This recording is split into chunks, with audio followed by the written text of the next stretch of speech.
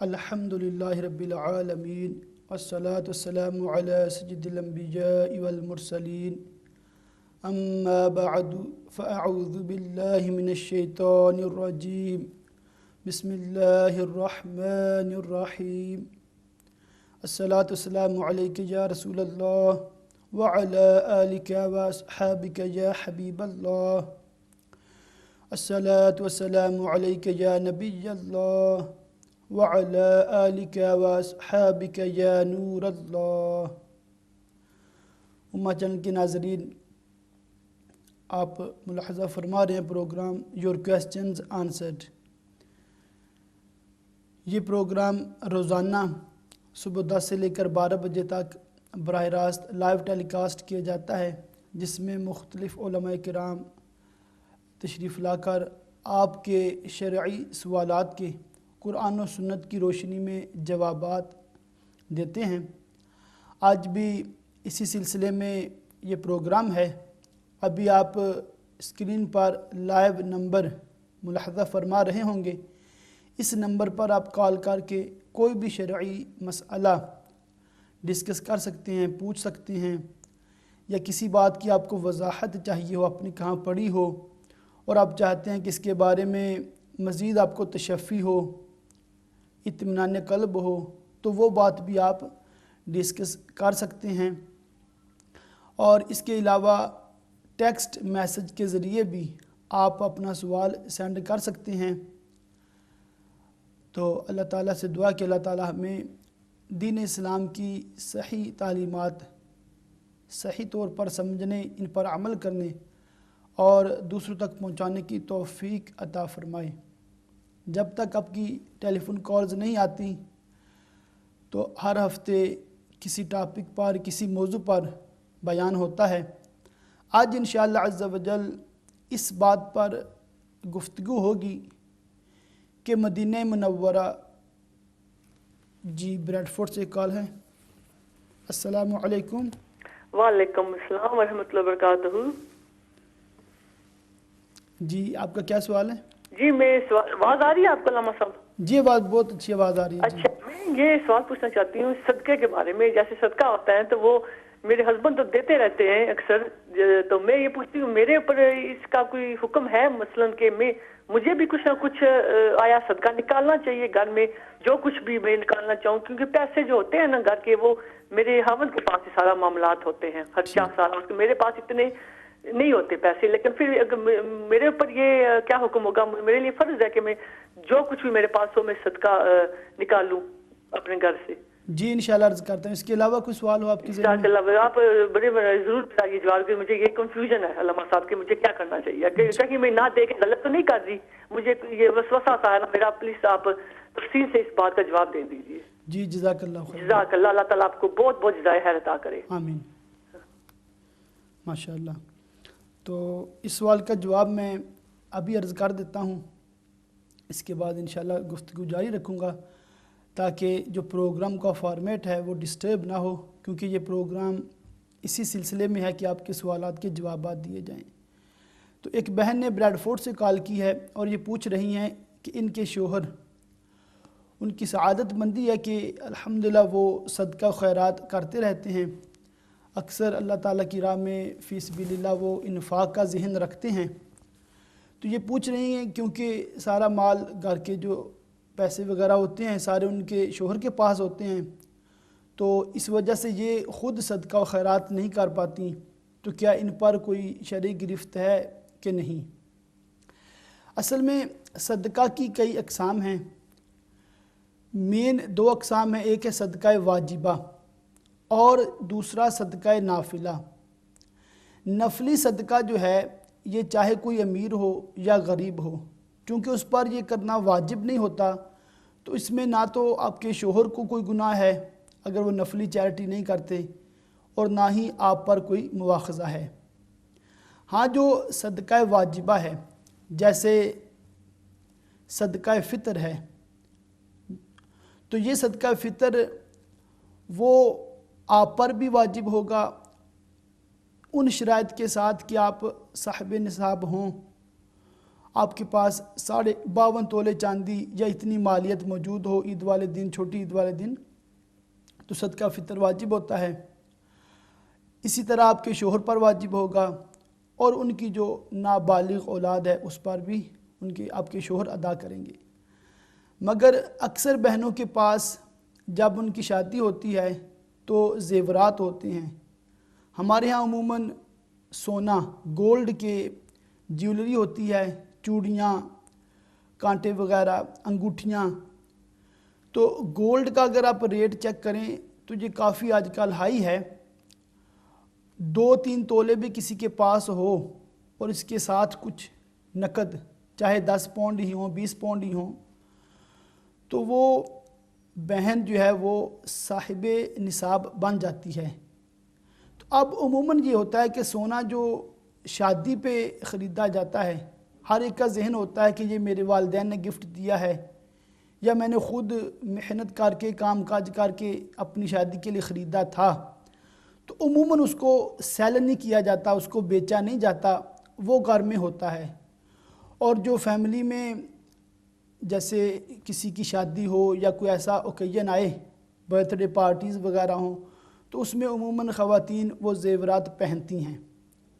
تو اگر آپ کے پاس ایسا زیور ہے اور اس کی قیمت جو ہے کم و بیش 52.5 تولے چاندی کی قیمت سے زائد ہے، مثال کے طور پر آج کل تقریباً 300 پاؤنڈ بنتی ہے، اگر آپ کے پاس اتنا گولڈ ہے اور اس کے ساتھ کچھ نقدی بھی ہے، چاہے 10 پاؤنڈ ہی ہوں، اور اس کی قیمت 300 پاؤنڈ سے زائد ہے، تو آپ پر جب سال گزر جائے گا تو آپ پر جو زکوٰۃ ہے وہ واجب ہوگی۔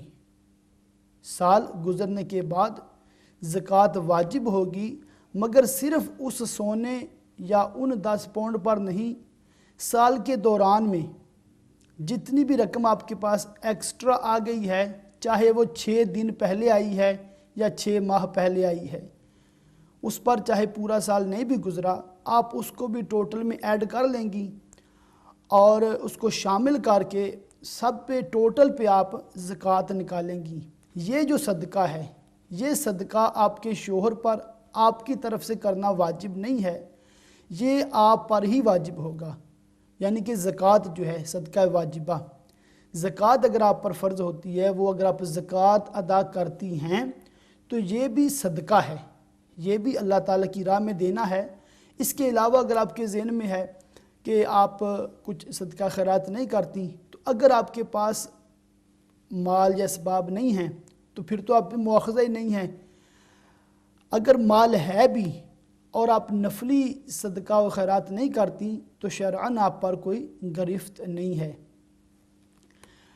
تو آپ کے شوہر جو صدقہ و خیرات کرتے ہیں تو وہ بھی ظاہر ہے نہ صرف اپنے لیے بلکہ اپنے فیملی کی طرف سے کرتے ہیں، تاکہ ہماری فیملی بلاؤں سے، آفات سے محفوظ رہے۔ تو عموماً یہی ذہن ہوتا ہے جب بھی کوئی شوہر مسجد میں خدمت کرتا ہے یا وہ غریبوں کی خدمت کرتا ہے صدقہ و خیرات کے ذریعے، تو اس کے یہی ذہن میں ہوتا ہے کہ اللہ تعالیٰ میرے بیوی بچوں کی، ماں باپ کی، بہن بھائیوں کی خیر فرمائے اور سب بلاؤں سے، آفتوں سے محفوظ رہیں، اور جو صدقے کے فضائل ہیں وہ ہمیں حاصل ہوں۔ تو شرعاً آپ پر کوئی گرفت نہیں ہے اگر آپ نفلی صدقہ و خیرات نہیں کرتی۔ جو آپ کے سوال کے انداز سے میں سمجھ سکا وہ یہی ہے کہ آپ پہ کوئی مواخذہ نہیں ہے، مگر آپ یہ غور فرما لیں کہ کیا آپ کے پاس اتنا مال ہے کہ آپ صاحب نصاب ہیں اور سال گزر جاتا ہے، تو کیا آپ اس کی زکوٰۃ دیتی ہیں یا نہیں دیتی۔ زکوٰۃ کے حوالے سے میں ایک وضاحت کرنا بہت ضروری سمجھتا ہوں۔ ہمارے معاشرے میں ایک طبقہ تو وہ ہے جو کتب بینی نہیں کرتا، کتابیں نہیں پڑھتا، نہ علماء کی صحبت میں بیٹھتا ہے، اور دوسرا طبقہ وہ ہے جو علماء کی صحبت میں تو بیٹھتا ہے مگر پارٹ ٹائم، مطلب کہ فل ٹائم وہ کسی جامعہ میں، کسی مدرسے میں داخلہ لے کر عالم کورس یا عالمہ کورس نہیں کرتے۔ تو وہ عموماً ان کی باتیں جو ذہن میں ہوتی ہیں وہ سنی سنائی باتیں ہوتی ہیں، یا کسی کو کچھ کتابیں پڑھنے کا تھوڑا بہت شغف ہو تو وہ بھی مسائل کو کما حق ہو سمجھ نہیں پاتا، کیونکہ وہ کسی استاد کے بغیر پڑھ رہا ہوتا ہے۔ تو میں زکوٰۃ کے حوالے سے یہ عرض کر دوں کہ ہر کتاب میں تقریباً یہی لکھا ہوا ہے کہ آپ کے پاس 7.5 تولے سونا یا 52.5 تولے چاندی یا اتنی مالیت کی رقم مال نامی یا مال تجارت موجود ہو، تو پھر سال گزرنے کے بعد حولانی ہول، کیونکہ اس میں شرط ہے سال گزر جائے آپ کے پاس، تب آپ پر زکوٰۃ واجب ہوتی ہے۔ اب صرف یہ سٹیٹمنٹ پڑھ لینے سے کنسیپٹ جو ہے زکوٰۃ کا ذہن میں کلیئر نہیں ہوتا۔ مانچسٹر سے ہمیں غالباً 2 ہفتے پہلے ایک سسٹر نے بھی کال کی تھی کہ میں نے کتاب میں زکوٰۃ کا مسئلہ پڑھا ہے کہ مگر مجھے سمجھ نہیں آئی کہ 7.5 تولے سونا نصاب ہے یا 52.5 تولے چاندی نصاب ہے۔ تو آج امہ چینل کی توسط سے میں عرض کر دوں کہ فی زمانہ چونکہ چاندی کی پرائس سونے سے بہت درجے کم ہے، تو اب جو معیار ہے، اب جو سٹینڈرڈ ہے وہ ہے چاندی۔ آپ یہ بات پہلے ذہن میں رکھیں کہ چاندی کی جو 52.5 تولے چاندی کی پرائس ہے، یہ ایک سٹینڈرڈ آپ کے ذہن میں ہونا چاہیے۔ اب اس کی جو مارکیٹ میں ویلیو ہے وہ کم و بیش ہوتی رہتی ہے۔ جو میری آج کی معلومات ہے یہ تقریباً 300 پاؤنڈ کے لگ بھگ، اس سے تھوڑا کم بھی ہو سکتی ہے۔ 52.5 تولے چاندی کی جو پرائس ہے، آپ جیولر سے یا آن لائن بھی آپ چیک کر سکتے ہیں۔ اچھا، اب آپ نے دیکھنا یہ ہے کہ وہ پہلا کون سا دن ہے جب میرے پاس 52.5 تولے چاندی کی قیمت، اب اس کو تھوڑا آسان کروں، وہ پہلا کون سا دن ہے کہ میرے پاس 300 پاؤنڈ، یہ آج کل کے حوالے سے میں عرض کر رہا ہوں، 300 پاؤنڈ سیونگ ہوئی تھی، 300 پاؤنڈ میرے پاس جمع ہو گئے تھے، ایسے 300 پاؤنڈ کہ میرے پاس کوئی قرضہ بھی نہیں تھا، کوئی حاجت اصلیہ پر خرچ کرنے کا بھی نہیں تھا۔ ایک اور کالر ہمارے ساتھ ہیں، ان سے بات کرتے ہیں۔ السلام علیکم۔ وعلیکم السلام۔ میں بات کرنا چاہنی ہوں 11ویں شریف نے والے سے۔ میں غوث پاک کرن 11ویں نہیں کڈنی ہے جو میں کی توفیق ہوا ہے ماشاءاللہ۔ تو میں یہ پوچھنا چاہنی ہوں مدرسے چ دے سکنے ہوں 11ویں شریف نے پیسے بھائی جڑے نے غوث پاک کرن نا نے؟ جی ٹھیک ہے، یہ میں مسئلہ پوچھنا چاہنی ہوں۔ جی اس کے علاوہ کچھ سوال؟ دوسرا مسئلہ یہ ہے میں جمیر شریف منت مننی بھی سی بھائی اتساں جاساں اتھے تے میری صحت ٹھیک نہیں رہنی، میں ایک اتھے چادر چڑھانی ہے تے ایک جڑا نہ دیگ دینی سی تے جے نہ بندہ پہنچی سکے تے اے پھر اتھے پیسے توری سکنا میں؟ جی میں عرض کرتا ہوں۔ جی شکریہ تساں نے بہت بہت۔ اس کے علاوہ کچھ سوال تھوڑے ذہن میں چھوڑ؟ اور کوئی نہیں، ہماری صحت تا دعا کرنا، ہمارا آپریشن ہو سی اس ہفتے تے اللہ پاک دعا کری ہمارے بال بچے تو شکریہ تساں نے بہت بہت شکریہ جی، بہت بہت شکریہ، جزاک اللہ۔ تو میں عرض کر رہا تھا کہ جو 52.5 تولے چاندی کی قیمت ہے آپ اس کو دیکھیں، کم و بیش 300 پاؤنڈ ہے۔ 300 پاؤنڈ وہ کون سا پہلا دن ہے آپ کے پاس 300 پاؤنڈ آیا تھا کہ آپ کے پاس اور کوئی اس کے حاجت اصلیہ سے بھی زائد تھے اور قرضہ وغیرہ بھی نہیں تھا۔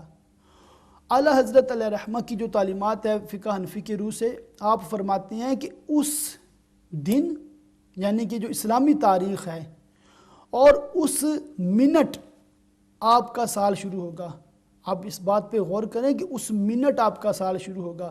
میں مثال دیتا ہوں کہ اب ذی الحجہ ہے اور ذی الحجہ کی مثال کے طور پر 12 تاریخ کو دن کے 12 بجے، پورے 12 بجے 12 ذی الحجہ کو آپ کے پاس 300 پاؤنڈ آیا اور کوئی آپ پہ قرضہ نہیں تھا۔ اب یہ آپ کا بالغ یا بالغہ ہونے کے بعد پہلا موقع ہے کہ آپ کے پاس اتنی رقم آئی ہے، تو آج سے آپ صاحب نصاب ہو گئے۔ You have to write down the date, جو اسلامک ڈیٹ ہے، and the time. You have to write down, آپ کو لکھنا ہوگا کہ آج اسلامی تاریخ کیا ہے اور کتنے بجے ہیں جب میرے پاس اتنی مالیت 52.5 تولے چاندی کی قیمت آ گئی ہے۔ آپ نے لکھ لیا، ڈائری میں نوٹ کر لیا۔ 12 ذی-الحجہ दिन के 12 बजे। अब आपका साल शुरू हो गया है। नेक्स्ट ईयर जब 12 ज़िल-हिज्जा होगा और 12 बजेंगे तो आपका साल कंप्लीट होगा। अब साल के दौरान में आप काम करते रहे हैं या काम करती रही हैं तो आपके पास पैसे आते रहे, मज़ीद आप सेविंग करते रहे तो वो 300 की बजाय 3000 आपके पास हो गए। आइंदा साल जब 12 ज़िल-हिज्जा आई, अभी 12 नहीं बजे, सिर्फ 10 बजे हैं सुबह की। 12 ज़िल-हिज्जा तो है मगर अभी 12 नहीं बजे, दिन के सुबह 10 बजे हैं, तो आपके पास मज़ीद 1000 पाउंड आ गया। अब देखें कि इस 1000 पाउंड को आए हुए सिर्फ अभी 2 घंटे होंगे जब 12 बजेंगे, मगर शरीयत का उसूल ये है कि जिस मिनट आपका साल मुकम्मल होगा, यानी कि 12 पूरे 12 बजेंगे, जो ही 12 बजेंगे आपको उसी वक़्त गौर करना होगा कि इस वक़्त आपके पास कितना टोटल माल है, चाहे वो 2 घंटे पहले आया है, चाहे 6 माह पहले आया, चाहे 8 माह पहले आया है। मगर शर्त ये है कि जो 300 पाउंड आपके पास आया था वो बढ़ता रहा है या उसमें जितना भी इजाफा हुआ है, तो 4000 पाउंड अब आपके पास है। 12 बज चुके हैं और 12 ज़िल-हिज्जा है। अब आप पर टोटल 4000 पर ज़कात देना वाजिब है। ये आप मसला ज़हन में रखें कि उमूमन हमारे यहाँ रमज़ान शरीफ में ज़कात के मसाइल पूछे जाते हैं, तो ये थोड़ी सी इस पे हंसी भी आती है कि रमज़ान शरीफ का ज़कात के साथ कोई ताल्लुक़ नहीं है। ज़कात अरकान इस्लाम में से है और ज़कात हर साहिब निसाब पर जब पूरा साल उसका गुज़र जाता है तो उस पर ज़कात फ़र्ज़ होती है। अब किसी का साल रमज़ान में कंप्लीट होगा, किसी का रबीउल अव्वल शरीफ में कंप्लीट होगा, किसी का रजब में, किसी का शाबान में, तो मुख्तलिफ महीनों में आपका साल कंप्लीट हो सकता है। तो आपने ये जहन में रख लें, जहन में बिठा लें कि आपका साल का ताल्लुक़ रमज़ान शरीफ से नहीं है, ज़कात का ताल्लुक़ रजब शरीफ से नहीं है। ज़कात का ताल्लुक़ है कि वो कौन सा दिन है जिस दिन आप साहिब निसाब हुए हैं। जिस दिन आप साहिब निसाब हुए हैं वो दिन आपने लिखना है, इस्लामिक डेट लिखनी है और टाइम लिखना है। ये बहुत ज़रूरी मसला है। इसके बग़ैर आप अंदाज़े से ज़कात देते रहेंगे तो बाज़ औक़ात क्या होगा, आप एक्स्ट्रा दे देंगे, बाज़ औक़ात क्या होगा, आप कम देंगे। तो ये दोनों सूरतें अच्छी नहीं हैं, बेहतर नहीं हैं। अब मैंने जो अर्ज़ किया कि 300 पाउंड तो आपके पास आया और बढ़ता रहा पूरा साल। अब ये भी हो सकता है 300 पाउंड आ गया आपके पास, आपने लिख लिया डेट और टाइम, और नेक्स्ट डे आपको 100 पाउंड स्पेंड करना पड़ गया, तो आप कहेंगे अब निसाब से कम हो गया है। जी हाँ, निसाब से तो कम हुआ है मगर आपका पूरा निसाब हलाक नहीं हुआ। मतलब कि आपकी जो सेविंग है 300 की बजाय 200 तो हुई है मगर ज़ीरो बैलेंस नहीं हुआ। जब तक आपका बैलेंस ज़ीरो नहीं होता आपका साल कंटिन्यू रहेगा, आपका साल जो है ज़कात का वो जारी रहेगा। हाँ, अगर ऐसा इत्तेफाक हो जाता है 12 बजे 12 ज़िल-हिज्जा को आपके पास 300 था और 2-4 दिन के बाद आपने सारे पैसे स्पेंड कर दिए और ज़ीरो बैलेंस हो गया, तो अब अपनी डायरी से वो डेट आप डिलीट कर दें, उसको आप रिमूव कर दें। अब आप वेट करेंगे कि आइंदा जब अल्लाह ताला आपको इतना माल देगा कि वो 52.5 तोले चांदी की कीमत को पहुंच जाएगा, तो उस दिन इस्लामिक डेट जो होगी, इस्लामिक डेट और जो टाइम होगा वो आप लिखेंगे और नए सिरे से आपका साल शुरू हो जाएगा। उम्मीद है ज़कात के हवाले से आपको ये मसला समझ आ गया होगा कि ज़कात का ताल्लुक़ रमज़ान शरीफ से नहीं है। रमज़ान शरीफ का ताल्लुक़ रोज़े से है, रोज़े से ताल्लुक़ है, तरावीह से ताल्लुक़ है, मगर ज़कात के साथ कोई इसका डायरेक्ट लिंक नहीं है। ये ज़कात के मसाइल जो हैं ये आप इसको समझें और अपने हर मुस्लिम जो भाई है और जो बहनें हैं तमाम गौर करें। बहनों के लिए एक आसानी ये भी होती है کہ عموماً جو بہنیں کام کاج نہیں کرتی تو ان کی جب شادی ہوتی ہے تو اسی دن ان کو گفٹ ملا ہوتا ہے جیولری پیرنٹس کی طرف سے یا سسرال کی طرف سے، تو ان کے لیے اس دن جو اسلامک ڈیٹ تھی یہ سرچ کرنا بھی مشکل نہیں ہے اور ٹائم بھی سرچ کرنا مشکل نہیں ہے، تو وہ ایک اندازے سے وہ ڈیٹ اور ٹائم لکھ لیں تو اس سے بھی اپنے سال کا ورک آؤٹ حساب کر سکتے ہیں۔ مزید آپ کے ذہن میں اگر کوئی سوال ہو، آپ سمجھ نہ سکے ہوں، تو ابھی آپ لائیو کال پہ آ سکتے ہیں، پوچھ سکتے ہیں اس کے حوالے سے بھی۔ تو امید ہے کہ آپ کو زکوٰۃ کے نصاب کے حوالے سے سمجھ آ گئی ہوگی۔ جو سسٹر نے بریڈ فورڈ سے کال کی صدقے کے حوالے سے، اس پہ میں نے پہلے عرض کر دیا، اور یہ وضاحت کر دوں کہ نفلی چیریٹی جتنی زیادہ کریں گے اتنا ہی زیادہ ثواب ہے، بہت زیادہ رحمتیں برکتیں حاصل ہوتی ہیں، مگر چونکہ یہ واجب نہیں ہے اس لیے آپ پہ کوئی مواخذہ نہیں ہے۔ ایک اور بہن نے نوٹنگم سے کال کی ہے، ماشاءاللہ بڑی خوشی ہوئی ہے کہ آپ حضور سیدنا الشیخ عبد القادر جیلانی رحمۃ اللہ تعالی علیہ، بڑے پیر صاحب ہمارے غوث پاک رحمۃ اللہ تعالی علیہ، آپ کی 11ویں شریف ہر ماہ باقاعدگی کے ساتھ آپ گھر میں کرتی ہیں، کھانا وغیرہ پکاتی ہیں، ظاہر خود بھی کھاتی ہوں گی، اپنے گھر والوں کو کھلاتی ہوں گی، بچوں کو کھلاتی ہوں گی۔ تو اس کے حوالے سے میں ابھی مزید عرض کروں گا۔ ویلکم کہتے ہیں، خوش آمدید۔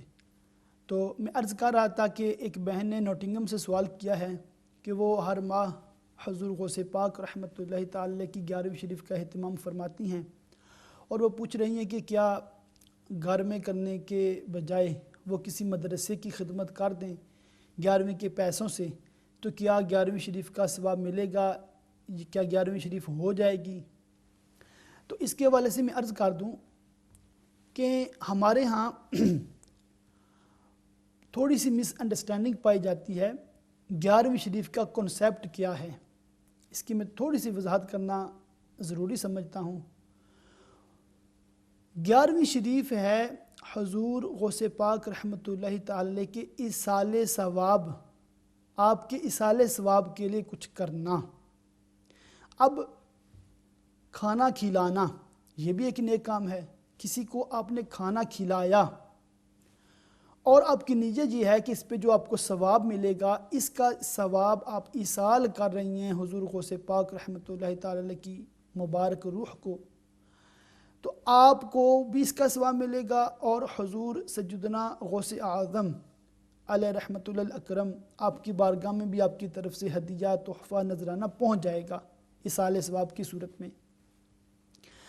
اب آپ نے یہ کیا کہ 10 پاؤنڈ مسجد کو دے دیے، اب کی نیت یہ ہے کہ اس کا ثواب حضور غوث پاک رحمۃ اللہ تعالی کو پہنچے، یعنی کہ 11ویں شریف کے نام سے آپ نے دے دیے، تو یہ 10 پاؤنڈ جو ہی آپ نے مسجد کو دیے آپ کی طرف سے 11ویں شریف ہو گئی، یعنی کہ حضور غوث پاک رحمۃ اللہ تعالی کے ایصال ثواب کے لیے دیے تو وہ آپ کا کام ہو گیا۔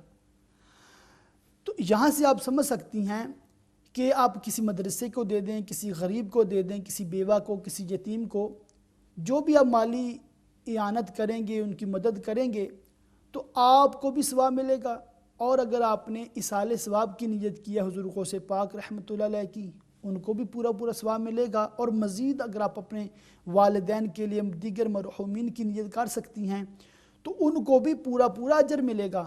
ہاں، جن کا آپ نام لے کر ایصال ثواب کرتے ہیں ان کو زیادہ فرحت ہوتی ہے۔ تو حضور غوث پاک رحمۃ اللہ علیہ کی 11ویں شریف جو آپ گھر میں کر رہی ہیں، اس میں میرا مشورہ یہ ہے کہ آپ اس کو جاری رکھیں۔ روزانہ گھر میں کھانا پکتا ہے تو مہینے میں ایک جو کھانا آپ پکائیں وہ تھوڑا ایکسٹرا اس میں ڈشز ہوں، تھوڑا ایکسٹرا کھانا ہو، تاکہ بچوں کو فیل ہو، گھر والوں کو فیل ہو کہ آج 11ویں شریف کا کھانا پک رہا ہے۔ تو اہتمام تھوڑا کریں آپ زیادہ، اور اچھی نیت ہے آپ کی، اور وہی کھانا حلال طیب جو آپ روزانہ کھاتے ہیں آج آپ کھا رہے ہیں 11ویں شریف کی نیت سے۔ اس میں اگر آپ نے کلام نہیں پڑھا، یعنی کہ جو ختم شریف ہم پڑھتے ہیں یہ نہیں پڑھا، صرف کھانا پکایا اور کھا لیا، کھلا دیا، اور نیت یہ ہے کہ حضور غوث پاک رحمۃ اللہ علیہ کی 11ویں شریف کر رہی ہوں، تب بھی 11ویں شریف ہو جاتی ہے۔ یہ بعض لوگوں کے لیے نئی بات ہوگی۔ ہاں، آپ اس میں ختم شریف کو ایڈ کرتے ہیں، یعنی کہ جو 4 کل پڑھتے ہیں، سورہ فاتحہ پڑھتے ہیں، سورہ بقرہ کی آیات بینات پڑھتے ہیں اور کچھ آیات پڑھ کے آپ اس کی اصالِ ثواب کرتے ہیں اور دعا کرتے ہیں، فاتحہ کرتے ہیں، تو یہ چیزیں ایکسٹرا ہیں، اس پہ ایکسٹرا ریوارڈ ہے، زیادہ ثواب ملتا ہے۔ یعنی کہ نہ صرف آپ نے کھانا کھلایا بلکہ آپ نے تلاوت بھی کی ہے، بلکہ آپ نے تلاوت سنی بھی ہے، اور آپ کے ذریعے کتنے لوگوں نے، گھر والوں نے قرآن پاک کو سنا ہے، یا کتنے لوگوں نے پڑھا بھی ہوگا، اپنے یاسین شریف بھی پڑھوائی ہوگی گھر میں بچوں سے، درود پاک پڑھوایا ہوگا ایک ایک تسبیح سب سے۔ تو جو آپ ایکسٹرا کرتے جائیں گے اس پہ آپ کو انشاءاللہ مزید زیادہ ثواب ملے گا۔ مگر بیسک کنسیپٹ جو 11ویں شریف کا ہے وہ یہی ہے کہ کوئی بھی نیک کام حضور غوث پاک رحمۃ اللہ کے اصالِ ثواب کی نیت سے کریں گے تو وہ 11ویں شریف ہے۔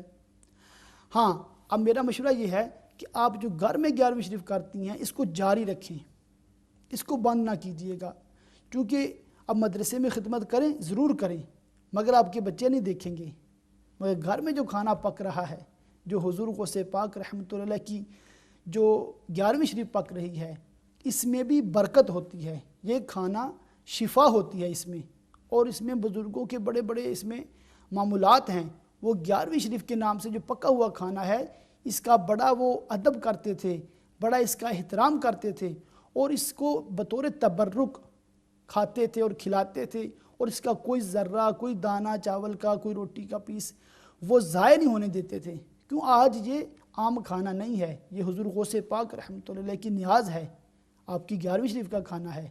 اسی طرح میلاد شریف کا کھانا ہے، یا خواجہ غریب نواز رحمۃ اللہ کی 6 شریف کا کھانا ہے، یا سیدی اعلیٰ حضرت امام احمد رضا خان بریلوی رحمۃ اللہ کی 25ویں شریف کا کھانا ہے، یا دیگر بزرگان دین، یا محرم شریف میں سید الشہداء امام علی مقام حضرت سیدنا امام حسین رضی اللہ تعالیٰ عنہ، آپ کے دیگر رفقا شہدائے کرب و بلا، آپ کے جو جناب میں جو نیاز پکائی جاتی ہے 10 محرم الحرام کو، تو یہ کھانے گھروں میں اس کا اہتمام آپ لازمی رکھیں، تاکہ بچوں کے ذہن میں یہ باتیں ہوں، یہ چیزیں ہماری نسلوں میں کنٹینیو رہیں، جاری رہیں، اس کو بند نہ کریں۔ ہاں، اس کے ساتھ ساتھ آپ مدارس کی خدمت کریں، آپ غریبوں کی خدمت کریں، مگر بعض لوگ ایسے بھی ہمارے معاشرے میں ہیں جو آپ کو ڈائریکٹ 11ویں شریف سے روک نہیں سکتے، مگر وہ انڈائریکٹ روکنے کی کوشش کرتے ہیں۔ وہ کہیں گے مدرسے کو دے دو، گھر میں نہ پکاؤ۔ ان کی نیت یہ نہیں ہے کہ ہم مدرسے کو دیں، ان کی نیت یہ ہے کہ گھر میں 11ویں شریف بند ہو جائے۔ تو ایسے لوگوں کی بھی جال میں نہیں پھنسنا چاہیے۔ جو گھر میں 11ویں شریف کرتے ہیں ان کو جاری رکھنا چاہیے، اور جو نہیں کرتے ان کے لیے بھی مشورہ ہے کہ آپ نے جو نارمل کھانا پکاتے ہیں ہر اسلامی مہینے کی 11 تاریخ کو، وہی نارمل کھانا پکائیں، جو آپ کو قرآن پاک جتنا آتا ہے اتنی تلاوت کریں، چاہے ایک سورت ہی پڑھ لیں، پڑھ کے دعا کر لیں، یا اللہ پاک جو میں نے کھانا پکایا، جو میں نے تلاوت کی ہے، جو تسبیح کی ہے، جو میں نے نیک عمل کیے ہیں، اس کا ثواب تمام مسلمانوں کو پہنچے، اور اس کا ثواب بالخصوص حضور غوث پاک رحمۃ اللہ کو پہنچے، یا حضور خواجہ غریب نواز رحمۃ اللہ کو پہنچے، آمین۔ بس آپ نے اتنا کہا، آپ کی طرف سے نیاز بھی ہوگی، 11ویں شریف ہوگی، 6 شریف ہوگی، آپ کو اس کا انشاءاللہ اجر ملے گا۔ یہ معمولات اہل سنت ہیں، آپ اس کو جاری رکھیں گی تو انشاءاللہ عز و جل یہ عشق اولیاء ہماری نسلوں میں بھی جاری رہے گا۔ آپ نے منت مانی تھی کہ آپ اجمیر شریف کی حاضری کی سعادت پائیں گی، اور وہاں پر چادر بھی چڑھائیں گی، وہاں پر غریبوں کے لیے، امیروں کے لیے آپ دیگ پکائیں گی، وہاں پر تقسیم فرمائیں گی۔ اب آپ بیمار رہتی ہیں، اللہ پاک آپ کو شفا عطا فرمائے، حضور خواجہ غریب نواز رحمۃ اللہ کے صدقے طفیل آپ کو اللہ تعالیٰ مکمل صحت یابی عطا فرمائے، اور بھی جتنے مسلمان بیمار ہیں بالخصوص امت جن کے ناظرین میں سے یا ناظرات میں سے، اللہ تعالیٰ تمام کو ہی شفائے کاملہ عطا فرمائے، ہم سب کو صحت و تندرستی کے ساتھ سنت و بری لمبی عمریں عطا فرمائے۔ تو میں عرض کر رہا تھا کہ آپ وہاں کی حاضری سے فی الحال مجبور ہیں، تو آپ چادر کے لیے پیسے بھی بھیج سکتی ہیں، بالکل آپ کو انشاءاللہ ثواب ملے گا، اور وہاں پر نیاز دینے کے لیے، دیگ پکانے کے لیے اگر آپ کسی بااعتماد شخص کے ذریعے سے وہاں پر پیسے بھیج دیتی ہیں تو انشاءاللہ عز و جل آپ کو پورا اس پہ اجر ملے گا۔ یہ صدقہ ہے، یہ خیرات ہے، وہاں پر دیگ پکانا بہت اچھا عمل ہے، بڑا نیک کام ہے، اور انشاءاللہ جب بزرگاں کے ایصال ثواب کے لیے کام کیا جاتا ہے تو ان کی خصوصی توجہ حاصل ہوتی ہے، ان کی خصوصی نظر کرم ملتی ہے، اور گھر میں بھی خیر و برکت کا نزول ہوتا ہے اور بزرگوں کی برکتیں نصیب ہوتی ہیں۔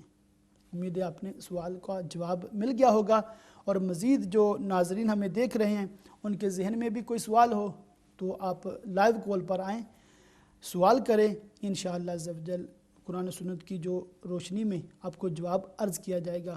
پروگرام کے شروع میں نے جی سسٹر ہیں مسز ناصر، السلام علیکم۔ وعلیکم السلام ورحمۃ اللہ وبرکاتہ۔ علامہ صاحب، اللہ رب العزت آپ کو درازی عمر بالخیر عطا کرے، آمین۔ اور جو آپ دین کے احکام بیان فرما رہے ہیں، اللہ رب العزت ہمارے ذہن میں محفوظ کرنے کی توفیق عطا کرے۔ علامہ صاحب، شروع میں جو آپ نے زکوٰۃ کا مسئلہ بیان کیا تو یہ بہت آپ نے اچھا لوگوں کے لیے وہ دور کر دیا کہ بہت لوگ سمجھتے ہیں کہ رمضان میں ہی زکوٰۃ دینا ضروری ہے۔ تو اسی کے حوالے سے میں ایک سوال کرنا چاہوں گی کہ کچھ لوگ اس میں بھی کنفیوز ہوتے ہیں کہ جیسے ایک بچی ہے تو اس کی شادی ہوئی ہے ربیع الاول کے مہینے میں، اور پھر اس کا وہ اگر چاہے کہ میں جی زکوٰۃ رمضان میں اپنا مطلب دینا چاہتی ہوں کہ زیادہ مجھے ثواب حاصل ہو جائے، تو وہ اس کے لیے کیا کرے؟ کیا یہ طریقہ اختیار کرے کہ وہ اپنی جو مطلب جی زکوٰۃ رمضان کے مہینے میں لے آئے؟ اس کا ایک وہ جو بتا دیں طریقہ۔ اور دوسرا یہ ہے کہ ایک بچی جس کی زکوٰۃ رمضان میں ہی فرض ہے، لیکن وہ جیسے کہ رجب کے مہینے میں اس کی جو کمیٹی نکلی، رجب کے مہینے میں کمیٹی نکلی تو رجب کے بعد اس نے مطلب یہ شعبان میں اس کو پیسے خرچ ہو گئے سارے، لیکن وہ صاحب جی نصاب کی رمضان میں ہر سال زکوٰۃ دیتی ہے، لیکن رجب میں کمیٹی نکلی، پھر مطلب رمضان سے ایک مہینے پہلے شعبان میں اس سے سارے پیسے خرچ ہو گئے، سب جو 20,000 پاؤنڈ تھے اس کی شادی میں لگ گئے۔ جی جی۔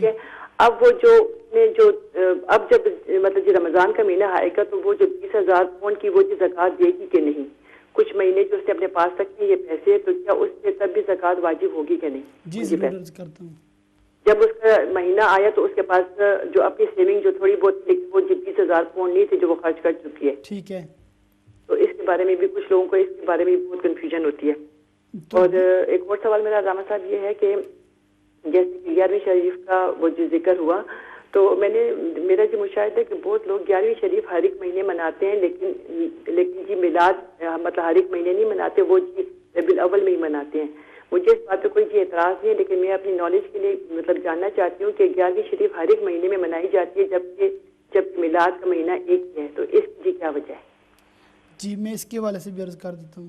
جزاک اللہ خیر، حسن الجزا، ہم سب کے خاتمہ بالایمان اور بے حساب مغفرت کی دعا فرمائیے گا، اور خاص طور پہ میرے والدین کی بے حساب مغفرت کی دعا فرمائیے گا۔ جی جزاک اللہ، بھی دعا میں یاد رکھیے گا۔ جزاک اللہ خیر، حسن الجزا۔ السلام علیکم ورحمۃ اللہ وبرکاتہ۔ وعلیکم السلام۔ تو ناظرین میں عرض کر رہا تھا کہ آپ کے سوالات کے جوابات دینے کے لیے ہی پروگرام ہے، اور آج کا جو ٹاپک ہمارا تھا وہ تاریخ مدینہ منورہ زادہ اللہ شرفا و تعظیمہ، اس کے حوالے سے میں نے عرض کرنا تھا۔ چلیں چند باتیں میں اس سوال کے جواب دینے سے پہلے عرض کر دیتا ہوں تاکہ جو میں نے ذہن میں تھوڑا تیاری ہے وہ بھی آپ سے شیئر کر لوں۔ مدینہ منورہ کی آبادی یعنی کہ مدینہ منورہ میں لوگ کب سے رہنا شروع ہوئے، اس کے حوالے سے روایات قدر مختلف ہیں، مگر زیادہ اختلاف بھی نہیں ہے۔ چند روایات کا خلاصہ میں عرض کر دیتا ہوں کہ جب حضرت سیدنا نوح علیہ السلام کے دور مبارک میں پوری دنیا میں سیلاب آیا تو آپ کے ساتھ جو لوگ کشتی میں سوار تھے ان کے علاوہ کوئی روئے زمین پر انسان باقی نہ بچا۔ تو یہ کشتی جب عراق میں جودی پہاڑ پر رکتی ہے آ کر، جی ایک سسٹر لیڈ سے، السلام علیکم۔ وعلیکم السلام جی، میرے دو سوال ہیں۔ جی جی۔ میری بہن ہے تو اس کی نا صبح کی نماز، وہ بیمار ہے تو وہ میڈیسن لیتی ہے نا رات کو، تو کبھی کبھی نا اس کی آنکھ صبح نا کھلتی نہیں ہے بیماری کی وجہ سے، ٹھیک ہے، تو کبھی کبھی اس کی نماز نا صبح کی رہ جاتی ہے۔ ٹھیک ہے، پھر وہ 12 بجے سے پہلے، کسی نے بتایا ہے کہ اگر وہ 12 بجے سے پہلے اگر پڑھ لے تو اس کی نا نماز پوری ہو جائے گی۔ تو کیا ایسا ہے؟ جی اس کے حوالے سے عرض کرتا ہوں. ٹھیک ہے, سمجھ گیا آپ کا سوال. اچھا, دوسرا سوال ہے کہ کیا جن ہے, جن جو ہوتے ہیں وہ کہ کسی بندے کے ساتھ لگائے جا سکتے ہیں؟ جنات کے حوالے سے آپ پوچھ رہی ہیں؟ جی جی. جی ٹھیک تو ہے. کیا کسی بندے کے ساتھ لگائے جا سکتے ہیں یا عام بندے میرے جیسے کے ساتھ بھی لگ سکتے ہیں؟ ٹھیک تو ہے, میں یہ عرض پلیز کرتا اس ہوں. کی وضاحت کر دیجیے گا. جی اس کے علاوہ کوئی سوال ہو؟ نہیں بس خراب. جی ٹھیک ہے, آپ دیکھیں پروگرام کو, انشاءاللہ آپ کے سوال کا جواب عرض کرتا ہوں. تو میں عرض کر رہا تھا کہ حضرت سیدنا نوح علیہ السلام جب ملک عراق میں آپ آباد ہوئے تو جو آپ کے ساتھ لوگ تھے ان میں سے کسی کی بھی نسل آگے نہیں چلی. صرف حضرت سیدنا نوح علیہ السلام کی نسل آگے چلی اور اللہ تعالیٰ نے اس میں بڑی برکت رکھی. اور آج جو روئے زمین پر جتنے انسان بس رہے ہیں یہ سب کے سب حضرت سیدنا نوح علیہ السلام کی اولاد میں سے ہیں. جی ہاں, جب وہاں پر بادشاہ ہوا نمرود, مشہور بادشاہ ابراہیم, حضرت سیدنا ابراہیم علیہ السلام کے دور میں بھی ہوا ہے نمرود, تو اس کے دور میں اختلافات بہت زیادہ ہو گئے اور وہاں سے لوگوں نے ہجرت کرنا شروع ہو گئے. تو ایک جو وہاں پر سے خاندان ہے وہ مدینہ منورہ وہاں پر آ کر آباد ہو جاتا ہے, اور اس طرح وہ پہلے لوگ ہیں جو وہاں پر حاضر ہوتے ہیں, ان کو عمالقہ کہا جاتا ہے. اور ایک روایت کے مطابق یہ ہے کہ عمالقہ کے بعد یہودی جو ہیں وہ کب مدینہ منورہ میں آباد ہوئے. تو جب حضرت سیدنا موسیٰ کلیم اللہ علیہ نبینا و علیہ السلام سفر حج کے لیے تشریف لائے تھے تو آپ کا گزر بھی مدینہ منورہ زادہ اللہ شرفا و تعظیمہ سے ہوا تھا. اور ایک روایت کے مطابق یہ ہے کہ حضرت سیدنا ہارون علیہ السلام آپ کا وصال بھی احد پہاڑ پر ہوا تھا اور وہیں پر آپ کا مزار بنا. اب بظاہر وہاں پر مزار نظر نہیں آتا, کافی عرصہ گزر گیا ہے. جی ایک اور کالر ہے مسز اختر کال پر. السلام علیکم. وعلیکم السلام ورحمۃ اللہ وبرکاتہ. مفتی صاحب میرا 2 سوال ہے. جی جی. پہلا سوال یہ کہ جب ہم ڈونیشن دیتے ہیں آن لائن, مطلب جیسے اما چینل کو یا کسی کو, تو ہم اپنا کارڈ نمبر دیتے ہیں, دوسرے دن جب ہم پیسے ڈالنے جاتے تو سود لگتا ہے. تو بعض دفعہ تو حضور پاک صلی اللہ علیہ وسلم کے نام کی دیتے ہیں, پنجتن پاک کے نام کی دیتے ہیں, غوث اعظم کے نام کے ہم لوگ طرح طرح سے دیتے ہیں. تو جب ہمیں سود دینا پڑتا ہے کہ یہ ہم پر گناہ ہے؟ ہمارا تو قصور نہیں ہے نا, کیونکہ ہم کیش تو نہیں دے سکتے نا, ہم فون پر دیتے ہیں, دوسرے دن جا کے ڈال آتے ہیں. ایک یہ پوچھنا تھا اس حوالے سے. اور دوسرا میرا یہ سوال ہے کہ ہمارے نبی پاک صلی اللہ علیہ وسلم کے ازواج مبارک میں سے جو اما حفصہ رضی اللہ تعالیٰ عنہ ہیں, کیا یہ امیر المومنین حضرت عمر بن خطاب رضی اللہ تعالیٰ عنہ کی صاحبزادی ہیں یا نہیں؟ بس یہ میرے 2 سوال ہیں. جی میں انشاءاللہ عرض کرتا ہوں. السلام علیکم ورحمۃ اللہ وبرکاتہ. وعلیکم السلام. وعلیکم السلام. ماشاءاللہ اچھے سوالات کیے ہیں, انشاءاللہ اس کا بھی جواب عرض کرتا ہوں. تو مدینہ منورہ کے حوالے سے میں ان شورٹ آپ کو عرض کر رہا تھا کہ حضرت سیدنا ہارون علیہ السلام کا مزار شریف بھی وہیں پر بنا, اور پھر حضرت موسیٰ علیہ السلام کے گروہ میں سے ایک جماعت وہاں سے الگ ہو گئی آپ سے اجازت لے کر, چونکہ وہ آثار دیکھ رہے تھے, وہ نشانیاں دیکھ رہے تھے کہ اس جگہ پر نبی آخر الزماں, آخری نبی, پیارے پیارے آقا مدینے والے مصطفیٰ حضرت محمد مصطفیٰ احمد مجتبیٰ صلی اللہ تعالیٰ علیہ وسلم تشریف لائیں گے.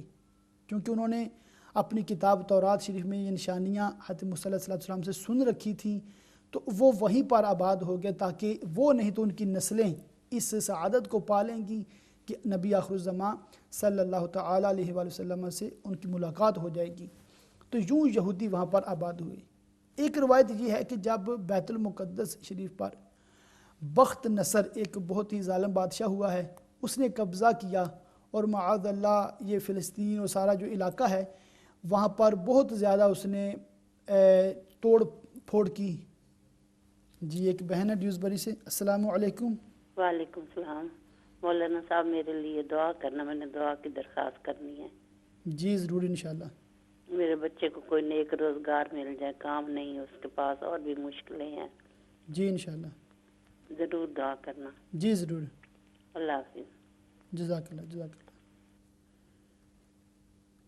تو ڈیوزبری سے سسٹر نے دعا کے لیے کہا اللہ تعالیٰ آپ کے صاحبزادے کو رزق حلال بکثرت آسانی کے ساتھ عطا فرمائے، ان کو اچھی جاب مل جائے، اور اللہ تعالیٰ آپ کی مزید جو بھی دل میں نیک جائز تمنا آرزو ہے پیارے حبیب صلی اللہ تعالیٰ علیہ وسلم کے صدقے طفیل اللہ تعالیٰ پوری فرمائے، اور یہ دعائیں تمام مسلمانوں کے حق میں قبول فرمائے۔ تو میں عرض کر رہا تھا کہ بخت نصر جو بادشاہ کے دور میں ایسا ہوا، تو وہاں سے جو یہودی تھے انہوں نے یہ ارادہ کیا کہ ہم کسی اور جگہ جا کے قیام کرتے ہیں، تو وہ وہاں سے چلے، اور وہ نشانیاں جو آثار ان کو کتابوں میں پتہ تھے علماء کو، تو انہوں نے دیکھے کہ وہ نشانیاں مدینہ منورہ میں نظر آتی ہیں کہ آخری نبی صلی اللہ تعالی علیہ وسلم ہجرت فرما کر یہاں تشریف لائیں گے، تو اس نیت سے وہ وہاں پر جمع ہو گئے۔ تو اس کے ماشاءاللہ ایک اور سسٹر ہیں لیسٹر سے، السلام علیکم۔ وعلیکم السلام ورحمۃ اللہ وبرکاتہ۔ مجھے یہ سوال کرنا تھا کہ نماز میں جب سورہ فاتحہ پڑھ لیتے ہیں اس کے بعد میں آمین اور بسم اللہ بولنا واجب ہے کہ اگر نہیں بولیں گے تو چل جائے گا، بھول گیا اگر؟ جی میں عرض کرتا ہوں، اس کے علاوہ کوئی سوال ہے؟ بس جزاک اللہ خیر، دعا میں یاد رکھیں۔ جزاک اللہ، اوکے، خدا حافظ۔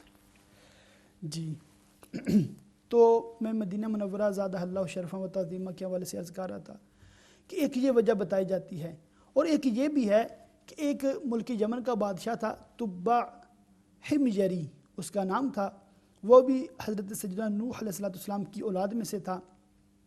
اس نے جب یہ ارادہ کیا کہ مختلف ممالک پہ قبضہ کیا جائے، تو اس نے مدینہ منورہ میں بھی اپنا ایک بیٹا اپنے نمائندہ کے طور پر، اپنے ایک وزیر کے طور پر چھوڑا۔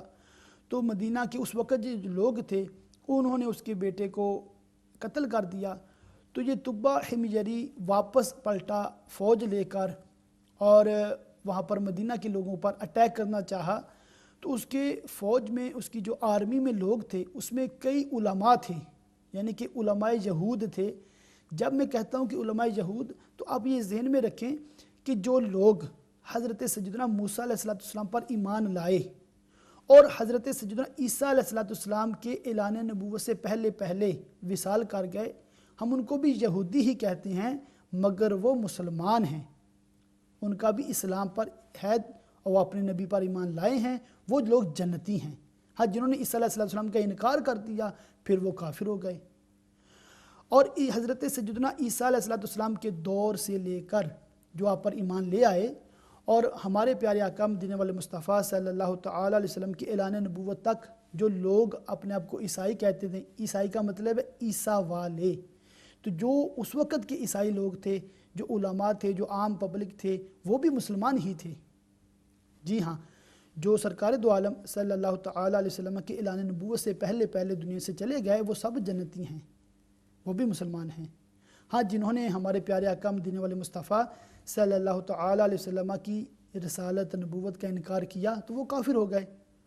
اب تا قیامت ہر شخص پہ یہ واجب ہے، لازم ہے، وہ ہمارے پیارے آقا مدینے والے مصطفیٰ صلی اللہ تعالی علیہ وسلم پر ایمان لائے، یہی ایک راستہ ہے نجات کا۔ تو میں عرض کر رہا تھا کہ اس وقت کے جو علماء یہود تبع حمجری کے ساتھ تھے، ان میں سے 400 علماء نے تبع کو کہا کہ یہ مدینہ ہے، یہ وہ شہر ہے جس پر نبی آخر الزماں صلی اللہ تعالی علیہ وسلم کی جلوہ گری ہونی ہے، تم اس کو برباد کرنے کی کوشش نہ کرو۔ تو تبع اپنی اس بات سے باز آ گیا، اور اس نے وہاں پر 400 علماء کے لیے 400 مکانات بنائے، ان کو باندیاں دیں، ان کو روپے پیسے دیے، مالی خدمت کی، اور ایک مکان عالی شان ہمارے پیارے آقا مدینے والے مصطفیٰ صلی اللہ تعالی علیہ وسلم کے لیے بنایا۔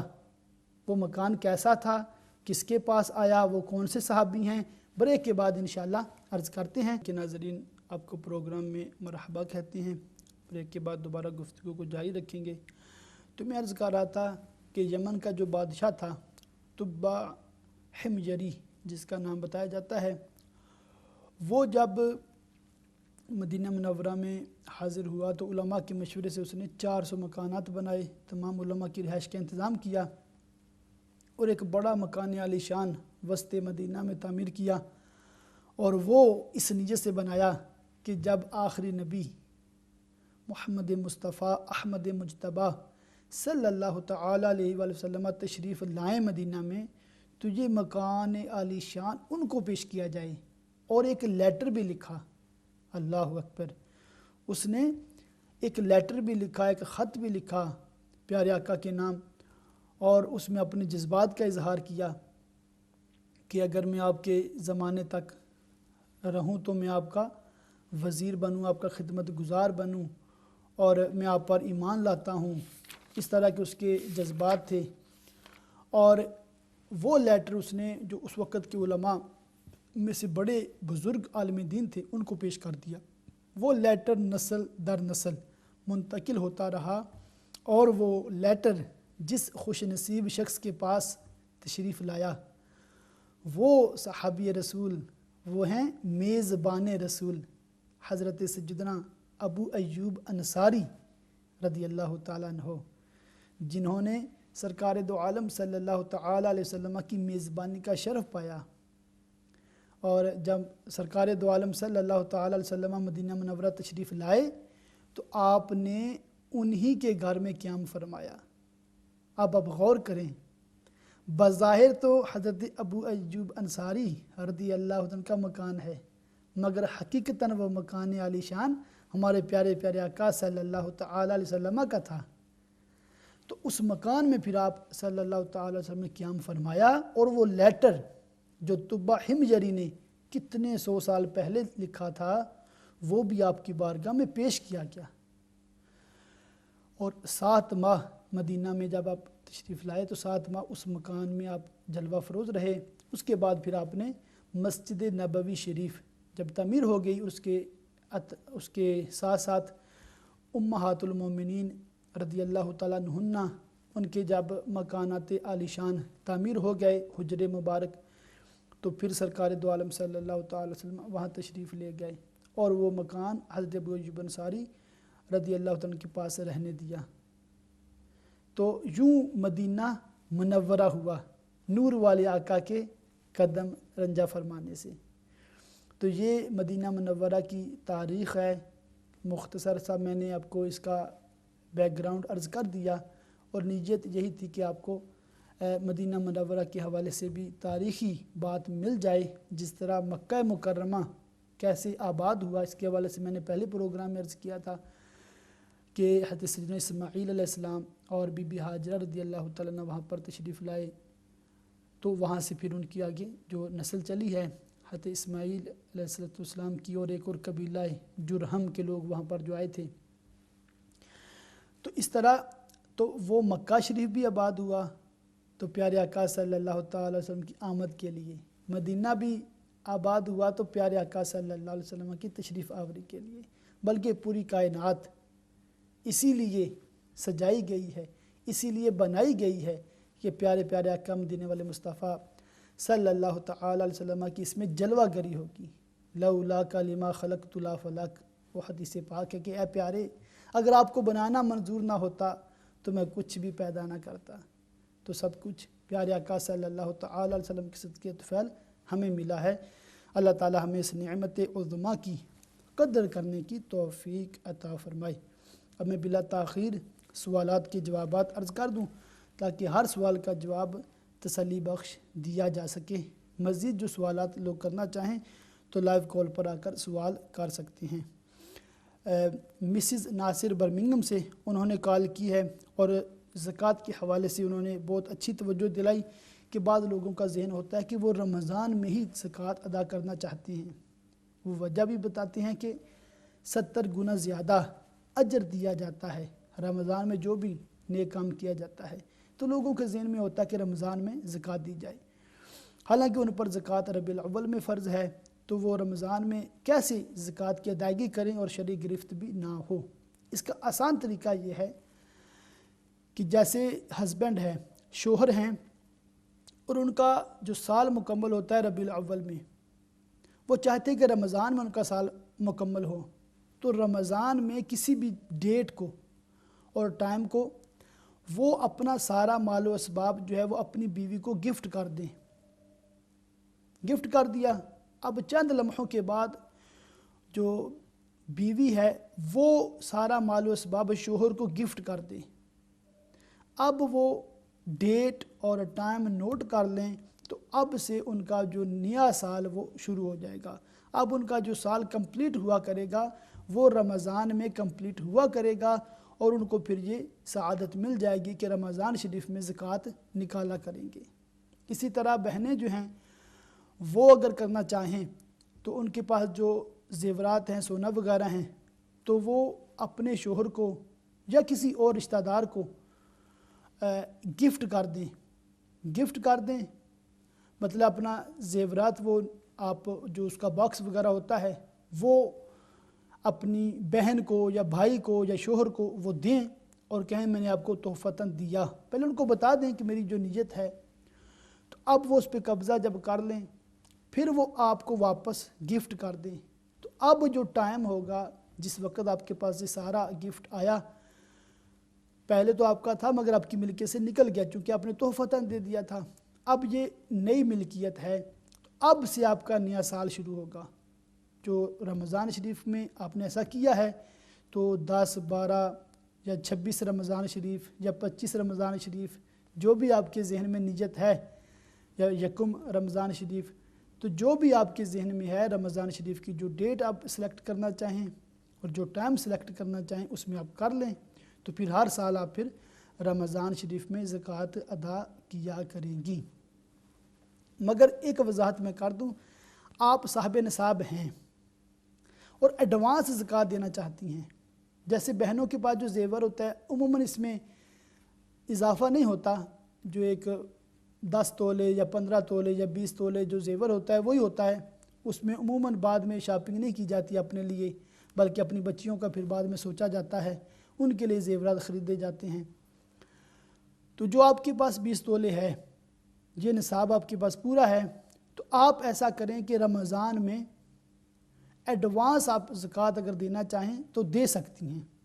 اگر حیلہ نہیں بھی کرنا چاہتے وہ جو گفٹ کرنا اور واپس لینا، تو رمضان میں اپنی ایڈوانس اگر آپ زکوٰۃ پیمنٹ کر دیتے ہیں تو پھر جب آپ کا سال کمپلیٹ ہوگا ربیع الاول میں یا کسی بھی مہینے میں، تو اس دن آپ ڈبل چیک کر لیں کہ آپ نے پوری زکوٰۃ ادا کر دی ہے یا کم ادا کی ہے.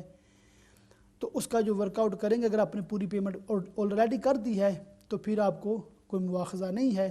جو دونوں صورتیں میں نے عرض کر دی، یا تو آپ گفٹ کر کے ملکیت میں لے لیں، اس کو دوبارہ نئے سرے سے سال شروع کر لیں، یا آپ رمضان میں ایڈوانس زکوٰۃ پیمنٹ کر دیں. مگر ایڈوانس پیمنٹ میں شرط یہ ہوتی ہے کہ آپ کا نصاب ہلاک نہ ہو. اگر ایسا ہو گیا کہ وہ مہینہ جس میں آپ پہ زکوٰۃ فرض ہونی ہے، جیسے ربیع الاول شریف آنے سے پہلے آپ نے سارا پیسہ سپینڈ کر دیا، زیرو ہو گیا نصاب آپ کا، تو جو ایڈوانس آپ نے زکوٰۃ دی تھی وہ اب نیکسٹ جو نصاب ہوگا اس میں کاؤنٹ نہیں ہوگی، وہ آپ کی نفلی چیریٹی ہو گئی. تو یہ بھی سعادت ہے، کوئی نقصان نہیں ہے، مگر آپ کی وہ زکوٰۃ کے پیسے آپ کاؤنٹ نہیں کر سکتے. ہاں جب نئے سرے سے نصاب شروع ہوگا، نیا سال شروع ہوگا، تو پھر آپ وہ دوبارہ آپ اس کا حساب کتاب کر سکتی ہیں. آپ نے بہت اچھا سوال کیا ہے، بہت اچھی توجہ دلائی ہے کہ رمضان میں زکوٰۃ کا سال کمپلیٹ ہوتا ہے اور کمیٹی ڈالی تھی، رجب میں 20,000 پاؤنڈ کمیٹی نکل آئی. اب رجب شریف میں 20,000 پاؤنڈ آئے، ظاہر ہے جو بھی کمیٹی ڈالتا ہے اس کے ذہن میں ایک پلاننگ ہوتی ہے، کہاں خرچ کرنا ہے، کیا کرنا ہے. تو شعبان میں سارا 20,000 اس نے سپینڈ کر دیا، 20,000 پاؤنڈ پورے کا پورا سپینڈ کر دیا، اور اس کے علاوہ اس کے پاس کوئی سونا چاندی یا نقد رقم پاؤنڈ وغیرہ نہیں ہے اور نہ ہی مال تجارت ہے. تو وہ اسلامی بہن یا وہ اسلامی بھائی وہ رمضان میں اب چونکہ ان کے پاس زیرو بیلنس ہو چکا ہے، سال تو رمضان میں ہی کمپلیٹ ہوتا تھا، مگر چونکہ یہ پورا مال سپینڈ کر چکے ہیں تو اب ان پر زکوٰۃ کی ادائیگی واجب نہیں رہی. یہ آپ ذہن میں رکھیں کہ اس ڈیٹ کو، اس ٹائم کو زکوٰۃ فرض ہوتی ہے.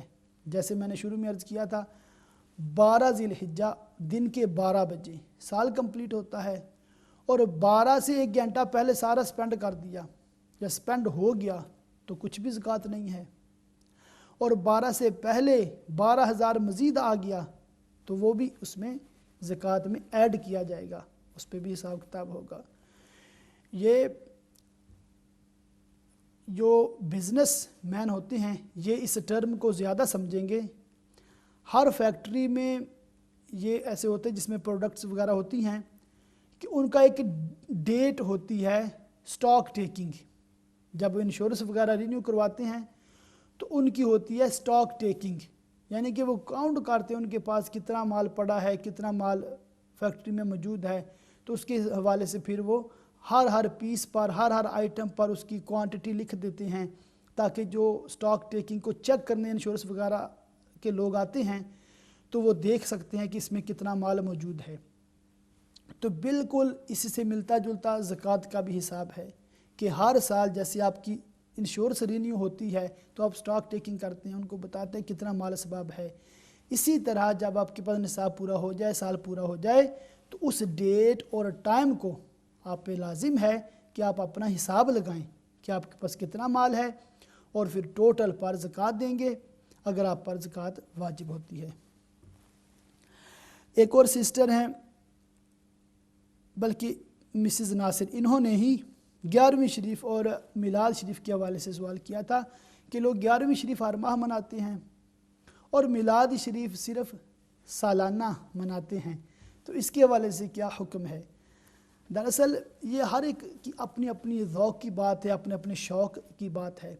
11वीं शरीफ अगर कोई रोज़ाना मनाता है, मसलन सुबह को नाश्ता करना है तो सारे करते हैं, नाश्ता करना है और इस नीयत से कर लिया कि इसका सवाब हज़ूर गौसे पाक रहमतुल्लाहि तआला को मिले, तो माशाअल्लाह आप नाश्ता भी करेंगे, हलाल तय्यब खाना खाएंगे, साथ ही साथ आपकी 11वीं शरीफ भी हो गई। दोपहर का खाना खाना है, वैसे भी खाना है, तो ये खाना आपने इस नीयत से खा लिया कि इसका सवाब प्यारे प्यारे आका मदीने वाले मुस्तफ़ा सल्लल्लाहु तआला अलैहि वसल्लम की बारगाह में तोहफ़तन नजरानतन पेश हो जाए, तो ये आपका मिलाद हो गया। ये रोज़ाना मिलाद आप मनाएं। और रात का खाना आपने खाया और उसमें नीयत कर ली कि हुज़ूर ख्वाजा गरीब नवाज़ रहमतुल्लाहि तआला अलैह आपके साले सवाब के लिए मैं ये खाना खा रहा हूँ या खा रही हूँ। अपने कलाम नहीं पढ़ा, सिर्फ खाना खा रहे हैं, बिस्मिल्लाह शरीफ पढ़ के खाना खा लिया, तो ये आपकी तरफ से छठी शरीफ हो गई है। रोज़ाना आप छठी शरीफ का सवाब हासिल करें, तो इसमें कोई मसला नहीं है, कोई हरज की बात नहीं है। अगर कोई सिर्फ मिलाद करता है तो कोई प्रॉब्लम नहीं है, सिर्फ 11वीं शरीफ करता है फिर भी कोई प्रॉब्लम नहीं है। अगर दोनों करना चाहें दोनों करें, तीनों करें, बल्कि ज़्यादा से ज़्यादा जो बुज़ुर्गों के जो अय्याम आते हैं बिलखुसूस वो हर साल आप उसके हवाले से घरों में ख़त्म शरीफ का अहतमाम करें। अपने फैमिली को, रिश्तेदारों को जमा करके अगर आप ये सारे काम करेंगे 11वीं शरीफ के, मिलाद शरीफ के, तो ये कि रिश्तेदारों में भी आपस में मोहब्बत बढ़ती है। हदीस पाक का मफ़हूम है तहादू तहाबू, तोहफ़ा दो मोहब्बत बढ़ेगी। और एक हदीस पाक की रिवायत का खुलासा है कि प्यारे आका सल्लल्लाहु अलैहि वसल्लम ने इरशाद फरमाया, जब आप गोश्त वगैरह खाना वगैरह पकाएं तो उसमें पानी ज़्यादा डाल लें, मतलब कि उसकी जो शोरा वगैरह ज़्यादा हो जाएगा, क्वांटिटी बढ़ जाएगी, तो आप ख़ुद भी खाएं, अपने हमसायों को भी याद रखें, उनको भी तोहफ़ा भेजें और इस पे भी आपको जो है वो अजर मिलता है। अब अपने रिश्तेदारों से, हमसायों से जब तोहफ़े का लेन देन होता है, ये छोटी छोटी चीज़ें हर लोग अपने घर में तो खा रहे होते हैं, मगर जब किसी बहन की तरफ से, भाई की तरफ से हदियतन वो चीज़ मिलती है तो एक फ़रहत होती है, खुशी होती है, प्यार, आपस में प्यार मोहब्बत बढ़ती है। तो 11वीं शरीफ और मिलाद शरीफ, इसमें यह भी एक कॉन्सेप्ट है कि आप अपने रिश्तेदारों को, अपने दोस्तों को जमा करें और साथ मिलकर खाएँ, तो इस पर अल्हम्दुलिल्लाह आपको दोहरा तिहरा सवाब मिलता है और एक भाईचारा भी कायम होता है। उम्मीद है आपके सवाल का जवाब मिल गया होगा। में एक सिस्टर हैं लीड्स से, उन्होंने पूछा किसी बहन को कि वो बीमार हैं और वो टैबलेट्स वगैरह या मेडिसिन यूज़ करती हैं और बाज़ औक़ात ऐसा होता है कि नमाज फ़जर के लिए उनकी आँख नहीं खुलती, वो कोशिश तो पूरी करती हैं मगर उनकी आँख नहीं खुलती।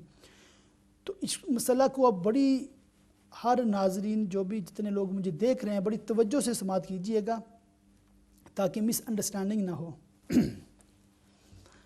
कोई भी नमाज है, चाहे वो नमाज फ़जर है या कोई दूसरी नमाज है, अगर ऐसा हुआ खुदा ना खास्ता कि आप भूल ही गए हैं कि नमाज का टाइम शुरू हो गया है या नमाज का टाइम ख़त्म हो रहा है, टोटल भूल गए हैं और वाकई टाइम ख़त्म हो गया, تو آپ پر شرعن کوئی گرفت نہیں ہے، کیونکہ بھول جانے کو شریعت نے معاف رکھا ہے۔ ہاں جب آپ کو یاد آ گیا ہے تو اب اس کی قضا کرنا واجب ہو گیا ہے۔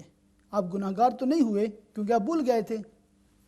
اسی طرح اگر کوئی سو رہا ہے اور سوتے میں اس کی کوئی نماز قضا ہو جاتی ہے، کوئی اس کی نماز سوتے میں قضا ہو جاتی ہے اور اس نے اپنی طرف سے الارم وغیرہ لگائے تھے، کوشش کی تھی اور سویا بھی گڈ ٹائم میں تھا، یعنی کہ رات کو بہت لیٹ سویا تھا، ایک نارمل روٹین کے مطابق سویا تھا، مگر کسی وجہ سے اس کی صبح آنکھ نہیں کھلی، اس وجہ سے اس کی فجر کی نماز قضا ہو گئی، حالانکہ اس کی نیت پوری تھی نماز فجر پڑھنے کی۔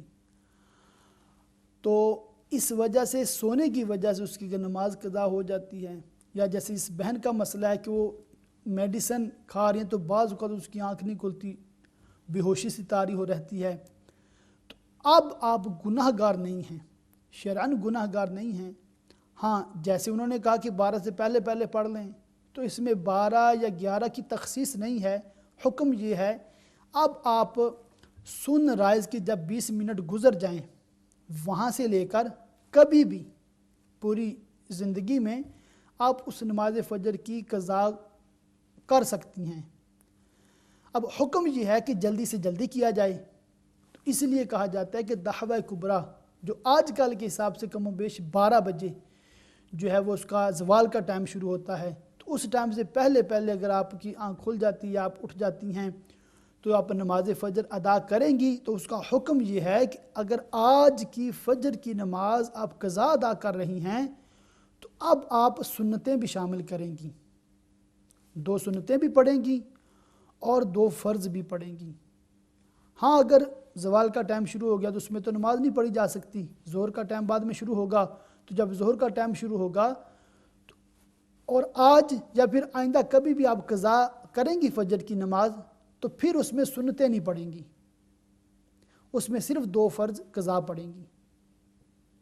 مسئلہ دوبارہ سن لیں کہ اگر تو زوال کے ٹائم سے پہلے آپ نے قضا نماز فجر پڑھی ہے تو اس میں سنتیں بھی پڑھیں گی اور فرض بھی پڑھیں گی، اور اگر ظہر کے بعد یا کبھی بھی آپ نے قضا کی جو ادائیگی کی ہے تو اس میں آپ پھر سنتیں نہیں پڑھیں گی، صرف فرض پڑھیں گی۔ یہی مسئلہ آپ کو کسی نے عرض کیا ہوگا۔ تو آپ نے یہ سوال کیا ہے کہ کیا جنات یہ کسی پہ سوار ہو سکتے ہیں، کسی کو اٹیک کر سکتے ہیں، تو آپ نے اپنے حوالے سے بھی پوچھا کیا مجھے ایسا ہو سکتا ہے؟ تو اللہ تعالیٰ تمام مسلمانوں کو جنات کے شر سے محفوظ رکھے۔ اب سوال یہ پیدا ہوتا ہے کہ جنات ہیں کیا، یہ کہاں رہتے ہیں، ان کے ملک کہاں ہیں؟ تو یہ کوئی عجیب بات نہیں ہے، جنات ہر جگہ موجود ہیں۔ آپ زیادہ حیران ہوں گی کہ مسلمانوں کے گھروں کی چھتوں پر مسلمان جنات رہتے ہیں جو ہمیں شریر اور کفار جنوں سے محفوظ رکھتے ہیں۔ جی ہاں، جنات میں بھی مسلمان بھی ہیں، کافر بھی ہیں، اور ان میں بھی مختلف فرقے ہیں، کوئی میلاد مناتے ہیں اور کوئی میلاد کو بدعت کہتے ہیں، ان میں بھی کوئی فرقے ہیں جو صحابہ کرام علیہم رضوان کی شان میں منقبتیں پڑھتے ہیں، اور ان میں ایسے بھی فرقے ہیں جو معاذ اللہ ثم معاذ اللہ صحابہ کرام کو ہی برا بلا کہتے ہیں۔ تو ہر طرح کے جو فرقے ہیں جنات میں بھی پائے جاتے ہیں۔ جس طرح سے قرآن پاک کی تعلیمات انسانوں کے لیے ہیں اسی طرح جنات کے لیے ہیں۔ اللہ تعالیٰ نے انسانوں اور جنات کو اپنی عبادت کے لیے پیدا کیا ہے، مگر چونکہ ان میں شر زیادہ ہے جنات میں، تو ان میں اکثر جو ہیں وہ فساق ہیں، کفار ہیں، مگر مسلمان جنات بھی موجود ہیں۔ یہ مسلمان جنات یا کفار جنات یہ ہر جگہ ہوتے ہیں اور یہ ہمیں نظر نہیں آتے، الا یہ کہ بعض اولیاء اللہ ان کو دیکھ لیتے ہیں، مگر جو جنات ہیں یہ ہر وقت ہمیں دیکھ رہے ہیں۔ جی ہاں، اور جنات یہ اولاد کس کی ہیں؟ آپ کی معلومات کے لیے عرض کر دوں کہ جو شیطان ہے، ابلیس جسے کہا جاتا ہے، یہی شیطان، یہی ابلیس، یہ جن ہے اور یہ تمام جنات کا باپ ہے۔ जिस तरह हज़रत सैयदना आदम अलैहिस्सलाम अबुल बशर हैं, इसी तरह इब्लीस तमाम जिन्नात का बाप है। तो ये सिस्टर ने जो पूछा है, इसके हवाले से मैंने अर्ज़ कर दिया कि जिन्नात का वजूद है, इस पे हमारा ईमान है, इनमें अच्छे भी हैं बुरे भी हैं। अल्लाह ताला तमाम मुसलमानों को इनके शर से महफूज रखे। जी सिस्टर हैं मिसेस नासिर बर्मिंघम से। अस्सलाम वालेकुम। वालेकुम अस्सलाम वरहमतुल्लाहि वबरकातुहू। जी अल्लामा साहब जज़ाकल्लाह खैर, आपने मेरे सवालात के जवाब दिए। जी तो आपने जो हीला शरई बयान फरमाया है कि जब ज़कात का महीना आज रमज़ान आज तो कोई मतलब जी रमज़ान में अपनी ज़कात निकालना चाहे तो वो अपने हस्बैंड को या जो करीबी अगर कोई बेटा बेटी बालिग हैं तो उनको भी मालिक बना के तो अपने आप को उसका बतला सकता है। तो अगर जिसकी ज़कात रबीउल अव्वल में का महीना था उसमें देना वाजिब थी उस पर, तो वो जो रबीउल अव्वल से रमज़ान में जो 6 मंथ्स आते हैं तो उसकी तो ज़कात तो फिर दे गई ना, तो उसके बाद फिर अपने आप को मतलब जी रमज़ान के महीने में लाएगा। जी आप के सवाल का जवाब ये है, मैं अभी अर्ज़ कर देता हूँ। जी हाँ, मेरे ज़हन में ये आया ना कि फिर ये भी तो मसला जी मतलब हो जाए ना कि अगर असल में तो ज़कात उस पर वाजिब थी रबीउल अव्वल में। अच्छा, दूसरी बात ये भी पूछना चाहती हूँ कि उलमा कराम फरमाते हैं कि ज़कात की ताख़ीर से भी इंसान जो गुनाहगार होता है, तो अब वो क्या करे कि वो अगर रबीउल अव्वल में उसके ऊपर वाजिब थी तो रबीउल अव्वल से रमज़ान तक जो उसका हिसाब करके वो जी ज़कात निकाल दे, फिर जब रमज़ान आएगा तो ये हिला शरई करके फिर अपने आप को मतलब जी रमज़ान में ले आए।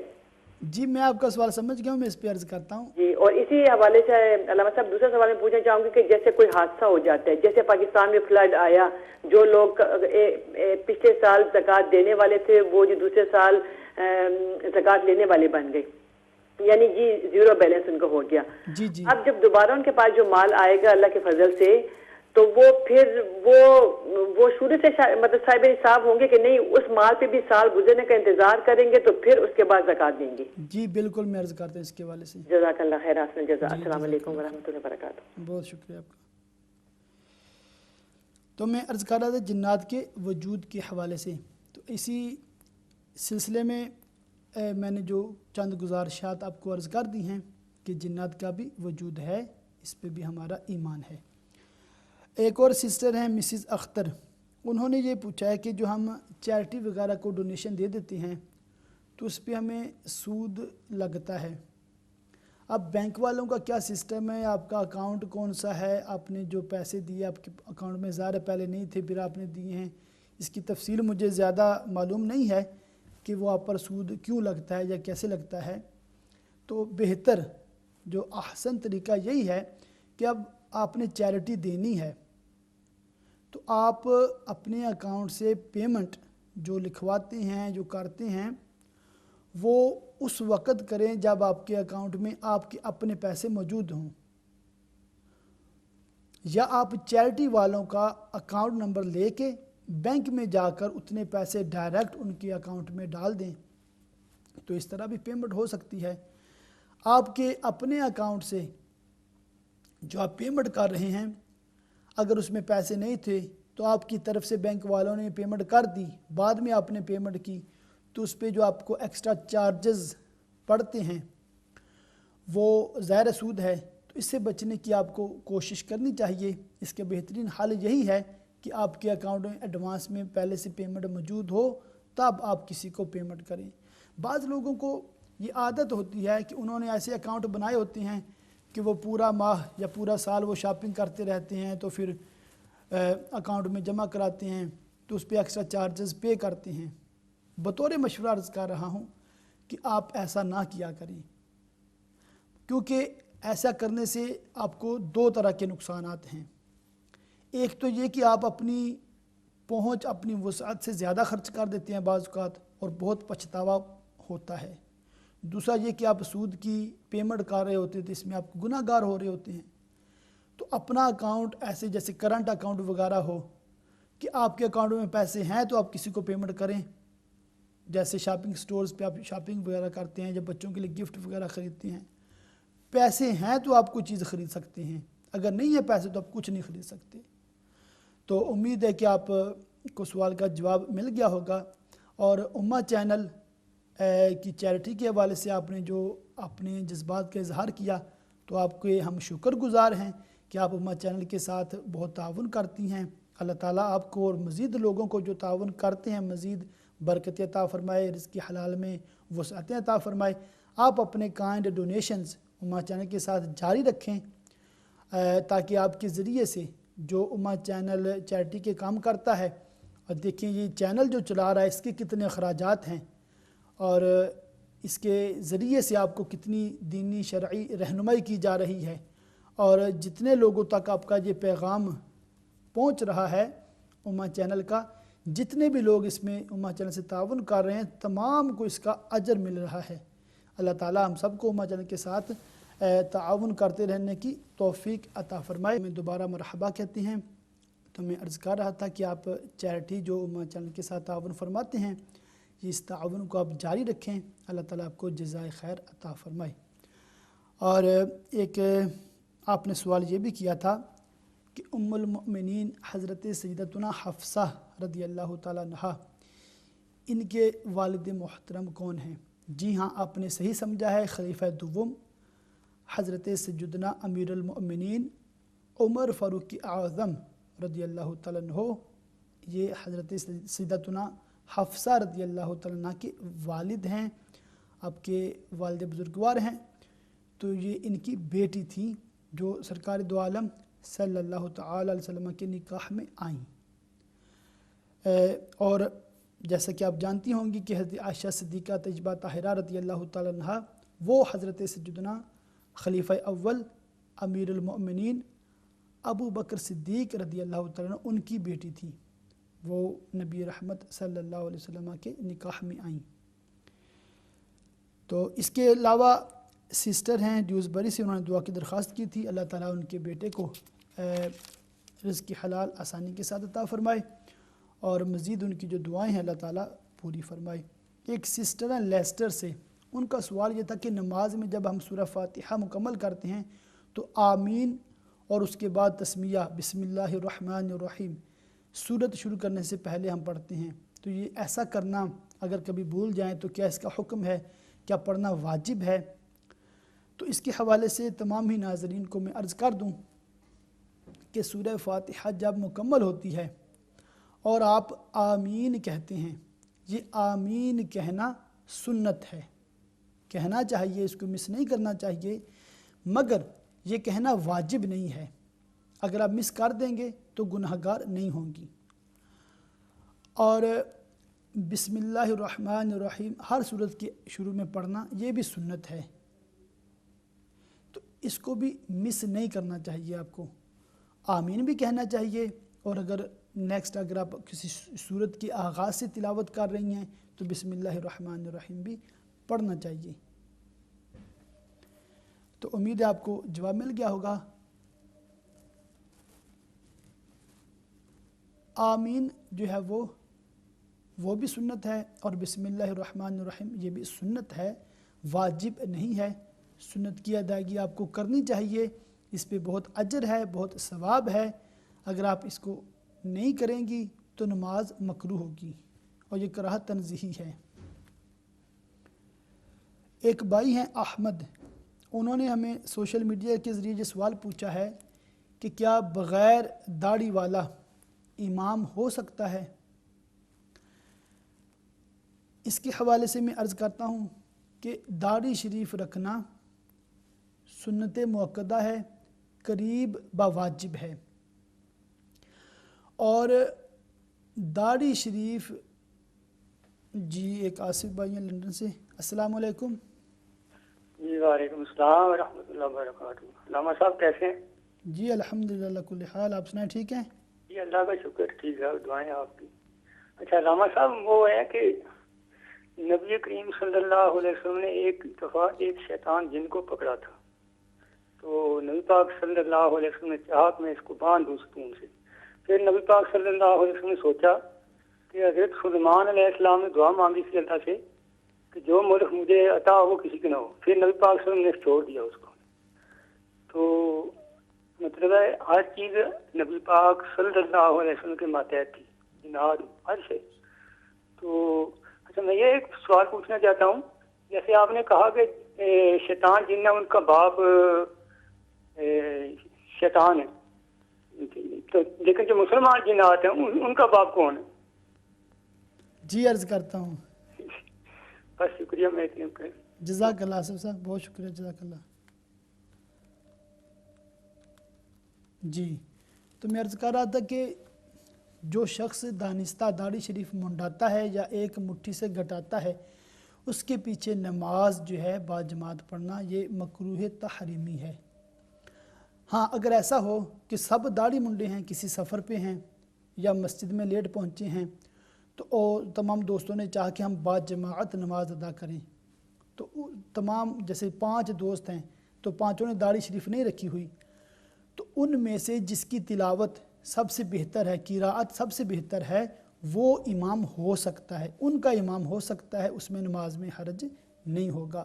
ہاں اگر ایسا ہو جائے کہ جتنے اس وقت نمازی ہیں کسی بھی سفر پر ہیں, کسی قافلے میں ہیں, جیسے 10 دوست اکٹھے سفر کر رہے ہیں, 9 دوستوں کی داڑیاں بھی ہیں, امامیں بھی باندھے ہوئے ہیں, مگر ان کو قرآن پاک درست پڑھنا نہیں آتا, اور ایک دوست ہے بظاہر وہ داڑھی شریف اس نے نہیں رکھی ہوئی, مگر وہ قرآن پاک کا قاری ہے, درست خواں ہے, اچھی تلاوت ہے, درست مخارج کے ساتھ قراءت کر سکتا ہے, تو وہی شخص امامت کا زیادہ حقدار ہے. گو کہ اس نے داڑھی شریف نہیں رکھی ہوئی, مگر وہی امام ہوگا. جن کو قرآن پاک درست پڑھنا نہیں آتا, وہ چاہے داڑھی شریف رکھی ہو, چاہے امامہ شریف باندھا ہو, وہ امام نہیں ہو سکتا. اگر وہ امام ہوگا تو کسی کی بھی اس کے پیچھے نماز نہیں ہوگی. داڑھی کے حوالے سے میں نے یہ مسئلہ عرض کر دیا. ویسے عموماً جو ہماری عام مساجد میں جو سسٹم ہے, تو الحمدللہ برطانیہ میں, یو کے میں, تمامی مساجد میں الحمدللہ جو امام صاحبان ہیں ان کی تقرری کے لیے یہ خاص خیال رکھا جاتا ہے کہ دیگر شرائط کے ساتھ ساتھ ان کی داڑھی بھی ایک مٹھی ہو, اس سے کم نہ ہو. تو یہ ہونا ہی چاہیے. اسی کے مطابق امام کو نہ صرف واجبات فرائض شرائط کا بلکہ سنت اور مستحبات کا بھی خیال رکھنا چاہیے. اگر کوئی جان بوجھ کر ایک مٹھی سے داڑھی گھٹاتا ہے یا منڈاتا ہے تو اس کے پیچھے نماز جو ہے وہ مکروہ تحریمی ہے, اس نماز کو لوٹانا واجب ہے. مسز ناصر برمنگم سے انہوں نے دوبارہ سوال کیا تھا, تو اس کے سوال کو جو میں سمجھ سکا ان کے, وہ یہ فرما رہی تھی کہ اگر رمضان میں اگر آپ نے ایسا کیا کہ بیوی نے اپنا مال سارا شوہر کو گفٹ کر دیا, اب چونکہ ان کا سال تو ربیع الاول میں مکمل ہوتا ہے, تو اب یہ 6 ماہ جو ہیں, ربیع الثانی, جمادی الاول, جمادی الثانی, رجب, شعبان, رمضان, 5 ماہ ہیں, 5 یا 6 ماہ ہیں. تو ان 5 یا 6 ماہ کا جو سال وہ ڈسکنیکٹ ہو گیا ہے, تو کیا ان کو ان 6 ماہ کی زکوٰۃ دینی پڑے گی یا نہیں دینی پڑے گی, یہ ان کا سوال ہے. اور جی یہی ان کا سوال تھا. تو اس کے حوالے سے کیا حکم ہے, تو اس کے حوالے سے میں وضاحت کر دوں کہ شروع میں بھی میں نے عرض کیا تھا کہ جیسے کہ ربیع الاول شریف, 12 ربیع الاول شریف دن 12 بجے سال مکمل ہوتا ہے, اور ربیع الاول شریف کی 12 تاریخ سے 2 دن پہلے 20,000 پاؤنڈ کی بجائے 2 ملین پاؤنڈ تھے, مگر سب سپینڈ کر دیے, ٹوٹل جو ہے وہ مال سپینڈ کر دیا. ایسی چیزیں خرید لی جن پر زکوٰۃ واجب نہیں ہوتی. مثال کے طور پر بہت بڑا مکان خرید لیا. ایک سسٹر نے شیفیلڈ سے. السلام علیکم. وعلیکم السلام ورحمۃ اللہ وبرکاتہ. ہمارا سوال یہ ہے کہ سلسلہ سیفیہ کوئی پیر کی گدی ہے؟ جی کون سا؟ سیفیہ. سلسلہ سیفیہ. سلسلہ سیفیہ. جی جی جی جی عرض کرتا ہوں. تو اس کے علاوہ اس والے کے ٹیپ لا کر ذکر کرنا, ذکر کوئی زبان سے نہیں بولنا, ایسے منہ لانا. تو دوسرا میرا سوال ہے کہ جو پیر ہوتا ہے وہ پڑھا لکھا ہوتا ہے یا ایسے ہو جاتا ہے؟ ٹھیک ہے، پیر کی شرائط کیا ہے؟ ٹھیک ہے جی. تو بیعت ہونا جو فرض ہے یا کیا ہے؟ جو آدمی بولتے ہیں جو آدمی بیعت نہ ہو اس کا پیر شیطان ہوتا ہے. ٹھیک ہے جی. تو یہ بتانا کہ یہ ضروری ہے یا نہیں ضروری. میں عرض کرتا ہوں انشاءاللہ. جزاک اللہ. اللہ حافظ. اللہ حافظ. جی تو ماشاءاللہ آج کافی کالرز نے جوائن کیا ہے، تمام کا میں شکر گزار ہوں. اسی طرح جوائن کریں تاکہ مل کر ہم جو آپ کے ذہن میں سوالات ہیں آپ کے ذریعے دوسرے لوگوں تک پہنچتے ہیں تو الحمدللہ سب کو سیکھنے کا موقع ملتا ہے.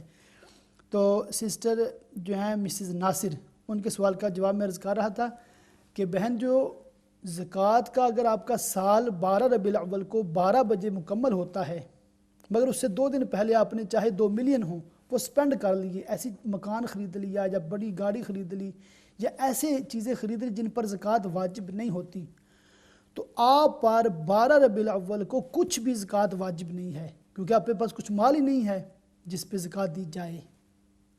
تو اسی طرح اگر آپ نے رمضان میں اپنی ملکیت اپنے شوہر کو یا بھائی کو دے کر اس کو مطلب اپنا رمضان میں اپنا نیا سال آپ نے شروع کر لیا ہے تو پچھلے 6 ماہ کی زکوٰۃ آپ پر واجب نہیں ہے. زکوٰۃ کے لیے حولان حول شرط ہے کہ سال کی کمپلیشن جو ہے وہ یہ شرط ہے، کنڈیشن ہے. اگر سال آپ کا مکمل نہیں ہوتا تو آپ پہ زکوٰۃ واجب نہیں ہے. اگر سال مکمل ہو گیا ہے نصاب پر تو اب جتنا ٹوٹل ایکسٹرا آپ کے پاس ہے تو سب پر زکوٰۃ ہے. امید ہے آپ نے سوال کا جواب مل گیا ہوگا کہ زکوٰۃ صرف اس صورت میں ہے کہ اگر آپ کا سال مکمل ہوتا ہے. اور آپ نے یہ سوال کیا ہے کہ جیسے زلزلے وغیرہ آتے ہیں یا کوئی ایسی اللہ نہ کرے کوئی آفت ہوتی ہے کہ اس کا تمام اسباب جو اس کا تمام مال ہے وہ خرچ ہو جاتا ہے یا ضائع ہو جاتا ہے تو ان کا پھر نیا سال کب شروع ہوگا؟ کیا وہ پہلے سے جو ڈیٹ انہوں نے لکھی ہوئی تھی وہی ان کا سال ہے؟ نہیں.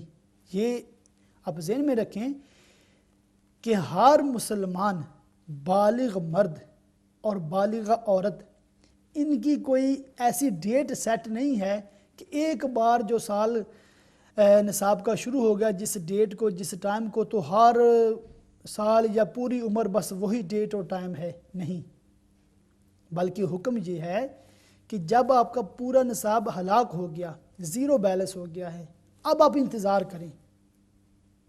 آپ کام کر رہے ہیں، بزنس کر رہے ہیں مگر آپ کے پاس کوئی سیونگ نہیں ہے. اب جب آپ کے پاس نصاب کی قدر مال آئے گا کبھی بھی زندگی میں کسی بھی مہینے میں تو اس ڈیٹ اسلامی ڈیٹ اور اس ٹائم کو آپ کا سال شروع ہوگا نصاب کا. اب وہ ڈیٹ اور ٹائم آپ پہ لکھنا ضروری ہو جائے گا، اس کو یاد رکھنا واجب ہو جائے گا تاکہ جب آپ کا سال کمپلیٹ ہو نصاب پر تو آپ اس کی زکوٰۃ کی ادائیگی کر سکیں. تو یہ چینج ہو سکتا ہے، کوئی اس میں حرج کی بات نہیں ہے.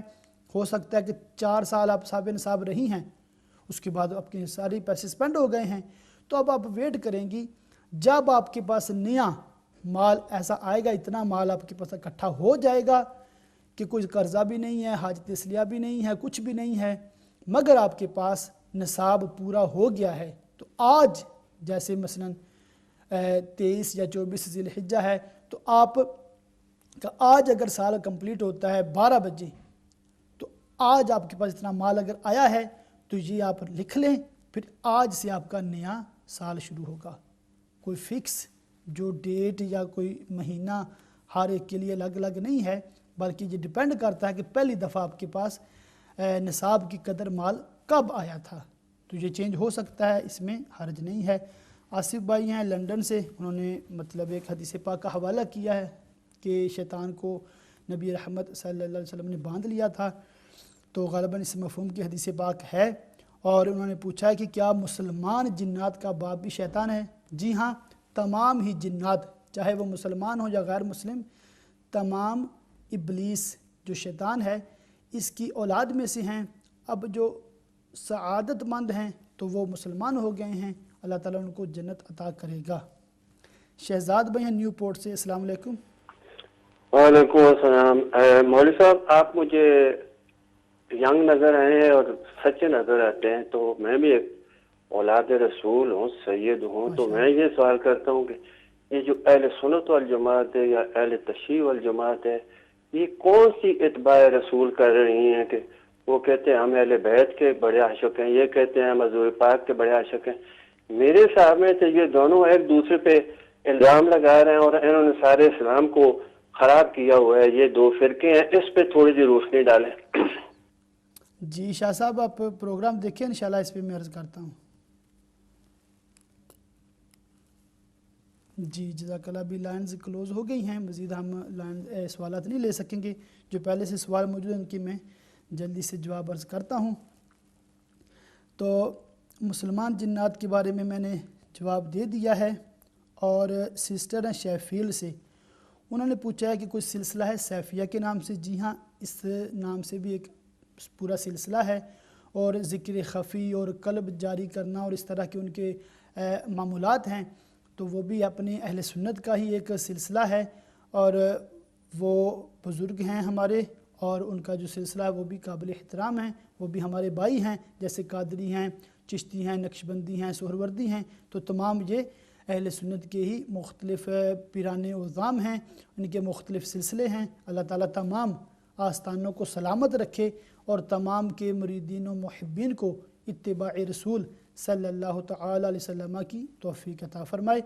तो बुज़ुर्गों का मुख्तलिफ़ अंदाज़ होते हैं, अपने अपने अंदाज़ में ये अपने मुरीदीन की इस्लाह फरमाते हैं। अल्लाह ताला तमाम को बरकत अता फ़रमाए। तो इन्होंने पूछा है कि पीर क्या अनपढ़ भी हो सकता है, क्या पीर के लिए कोई इल्म ज़रूरी है? तो ये बात आप तमाम नाज़रीन के लिए मैं अर्ज़ कर दूँ कि पीर की शराइत हैं, और पीर बनने के कुछ फ़राइज़ हैं, और पीर रहने के कुछ वाजिबात हैं, और इसकी कुछ सुन्नतें भी हैं। तो ये मोटी मोटी जो शराइत हैं वो 4 शराइत सय्यदी आला हज़रत इमाम अहले सुन्नत इमाम अहमद रज़ा ख़ान अलैहि रहमतुर रहमान ने तहरीर फरमाई हैं।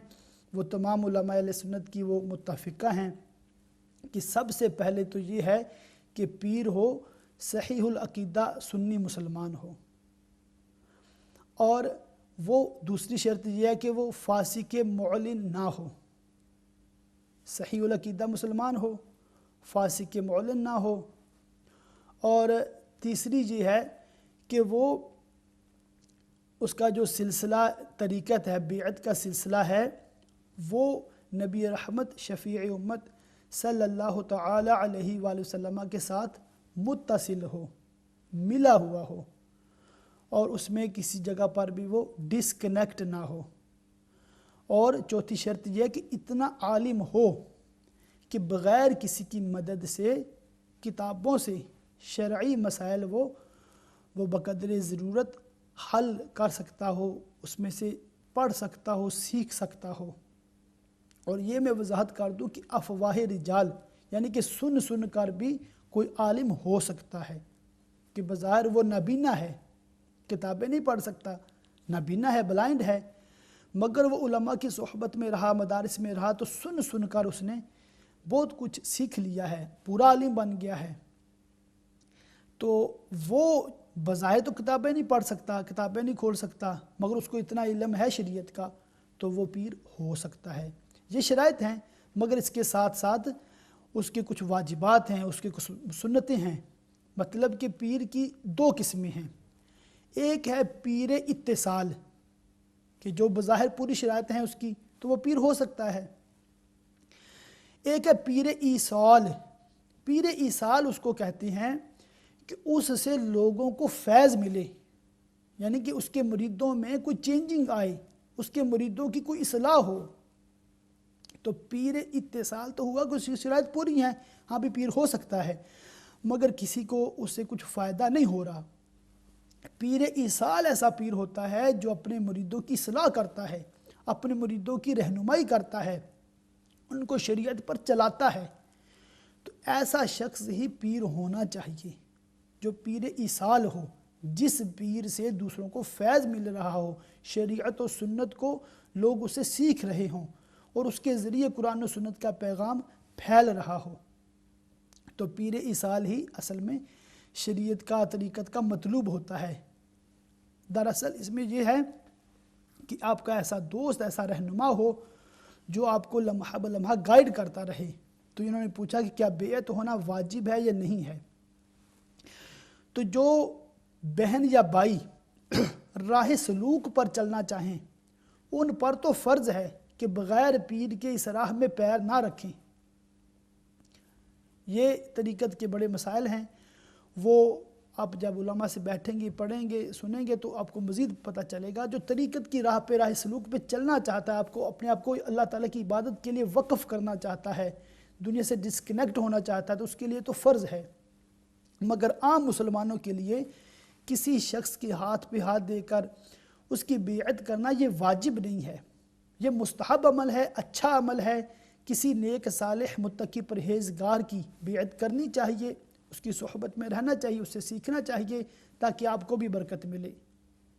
وہ حدیث پاک میں جیسے مفہوم ہے کہ اگر آپ عطر فروش کے پاس بیٹھیں گے تو کم از کم یہ فائدہ تو ہوگا کہ آپ کے بدن سے بھی خوشبو آنے لگ جائے گی، اور اگر آپ بھٹی لوہار کے پاس اس کے پاس بیٹھیں گے، بھٹی والے کے پاس، لوہار کے پاس، تو چاہے آپ وہاں سے اور کچھ نہ بھی ملے مگر آپ کے کپڑوں سے بدبو آنا شروع ہو جائے گی۔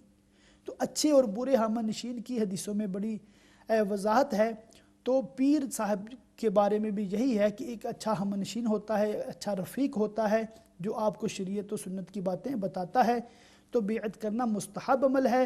ہاں، کسی نے کہا کہ جس کا پیر نہ اس کا پیر شیطان ہوتا ہے، یہ جملہ بہت غلط ہے۔ ہر سنی مسلمان کا پیر ہمارے پیارے پیارے آقا مدینے والے مصطفیٰ شب اسراء کے دولہا صلی اللہ تعالی علیہ وسلم ہیں۔ یہ سجدی اعلیٰ حضرت علیہ رحمٰن نے اس پہ بڑی گفتگو فرمائی ہے کہ کوئی بھی سنی مسلمان بے پیرا نہیں ہے، تمام کے پیر نبی رحمت شفیع امت صلی اللہ تعالی علیہ وسلم ہیں۔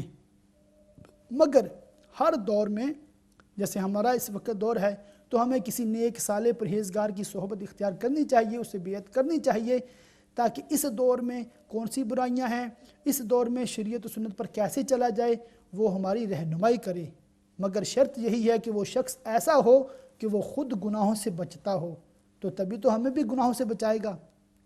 اگر معاذ اللہ ثم معاذ اللہ وہ خود گناہوں میں مبتلا ہے، داڑیاں منڈاتا ہے، میوزک سنتا ہے، بے پردہ عورتوں سے بیٹھتا ہے، گپیں لگاتا ہے، تو ایسا شخص تو خود بھی گناہگار ہے، فاسق معلن ہے، اور ہماری کیا وہ شرعی رہنمائی کرے گا۔ یہ بھی وضاحت کر دوں کہ کسی پیر صاحب کا بیٹا ہونا یہ کافی نہیں ہے پیر بننے کے لیے کہ جو وہ فلاں گدی نشین کا بیٹا ہے تو اب وہ سجادہ نشین ہو گیا ہے، ان کا جان نشین ہو گیا ہے۔ تو یہ رسم بھی اچھی نہیں ہے۔ جان نشین اسی کو ہونا چاہیے، وہی اہل ہے کہ جو خود بھی شریعت پر چلتا ہے، وہ اس میں خود بھی شرائط پوری ہوں، تو وہی جانشین ہو سکتا ہے۔ اور یہ بھی ہو سکتا ہے کہ کوئی ایسا شخص ہو جس کا باپ یا دادا پیر صاحب نہیں ہے مگر وہ خود پرہیزگار ہے، خود عالم دین ہے، خود عالم باعمل ہے، اور اس نے کسی پیر صاحب سے اجازت و خلافت لے لی ہے، تو اب وہ خود اپنا سلسلہ آگے وہ شروع کر سکتا ہے۔ تو ایک بھائی نے ابھی جو ہمیں کال کی ہے، شہزاد بھائی، ماشاءاللہ سجد ذات ہیں آپ، اللہ تعالیٰ آپ کو مزید برکت عطا فرمائے، ہماری سروں کے تاج ہیں تمام سادات کرام۔ تو یہ فرما رہے ہیں کہ اہل سنت اور اہل تشیع میں بہت اختلاف پائے جاتے ہیں۔ دراصل میں اگر آپ کو تاریخی حوالے سے بات کروں تو یہ اختلاف کیوں پائے جاتے ہیں، یہ اختلافات کی سب سے جو مین اور بنیادی وجہ یہ ہے کہ اہل سنت والجماعت یہ وہ لوگ ہیں جو تمام صحابہ کرام علیہم رضوان کی تعظیم کرتے ہیں، تمام سے محبت کرتے ہیں۔ اور یہ آپ ذہن میں رکھیں، جب ہم صحابہ کہتے ہیں تو اس میں اہل بیت آٹومیٹک شامل ہیں، کیونکہ صحابی کی تعریف یہ ہے کہ وہ خوش نصیب مسلمان جو سرکار دو عالم صلی اللہ تعالی علیہ وسلم کی ظاہری حیات میں آپ کی صحبت سے شرف یاب ہوئے، وہ اور اس کے بعد وہ ہمیشہ ایمان پہ قائم رہے، تو وہ مسلمان ہیں، وہ صحابی ہیں، وہ مسلمان صحابی ہیں، وہ صحابی رسول ہیں۔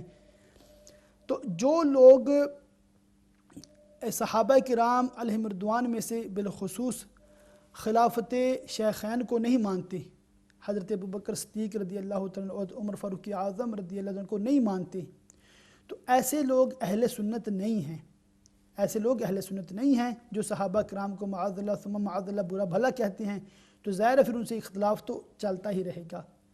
یہ اختلاف کی بنیادی وجہ یہی ہے کہ وہ خود مولا علی مشکل کشا رضی اللہ عنہ کی نہیں مان رہے۔ میں اس کی دلیل دیتا ہوں کہ خود مولا علی مشکل کشا رضی اللہ عنہ نے ان صحابہ کرام سے بیعت کی ہے، سیدنا ابوبکر صدیق، سیدنا عمر فاروق اعظم، سیدنا عثمان غنی، ان تینوں خلفاء سے آپ نے بیعت کی، تمام اہل بیعت نے بیعت کی ہے۔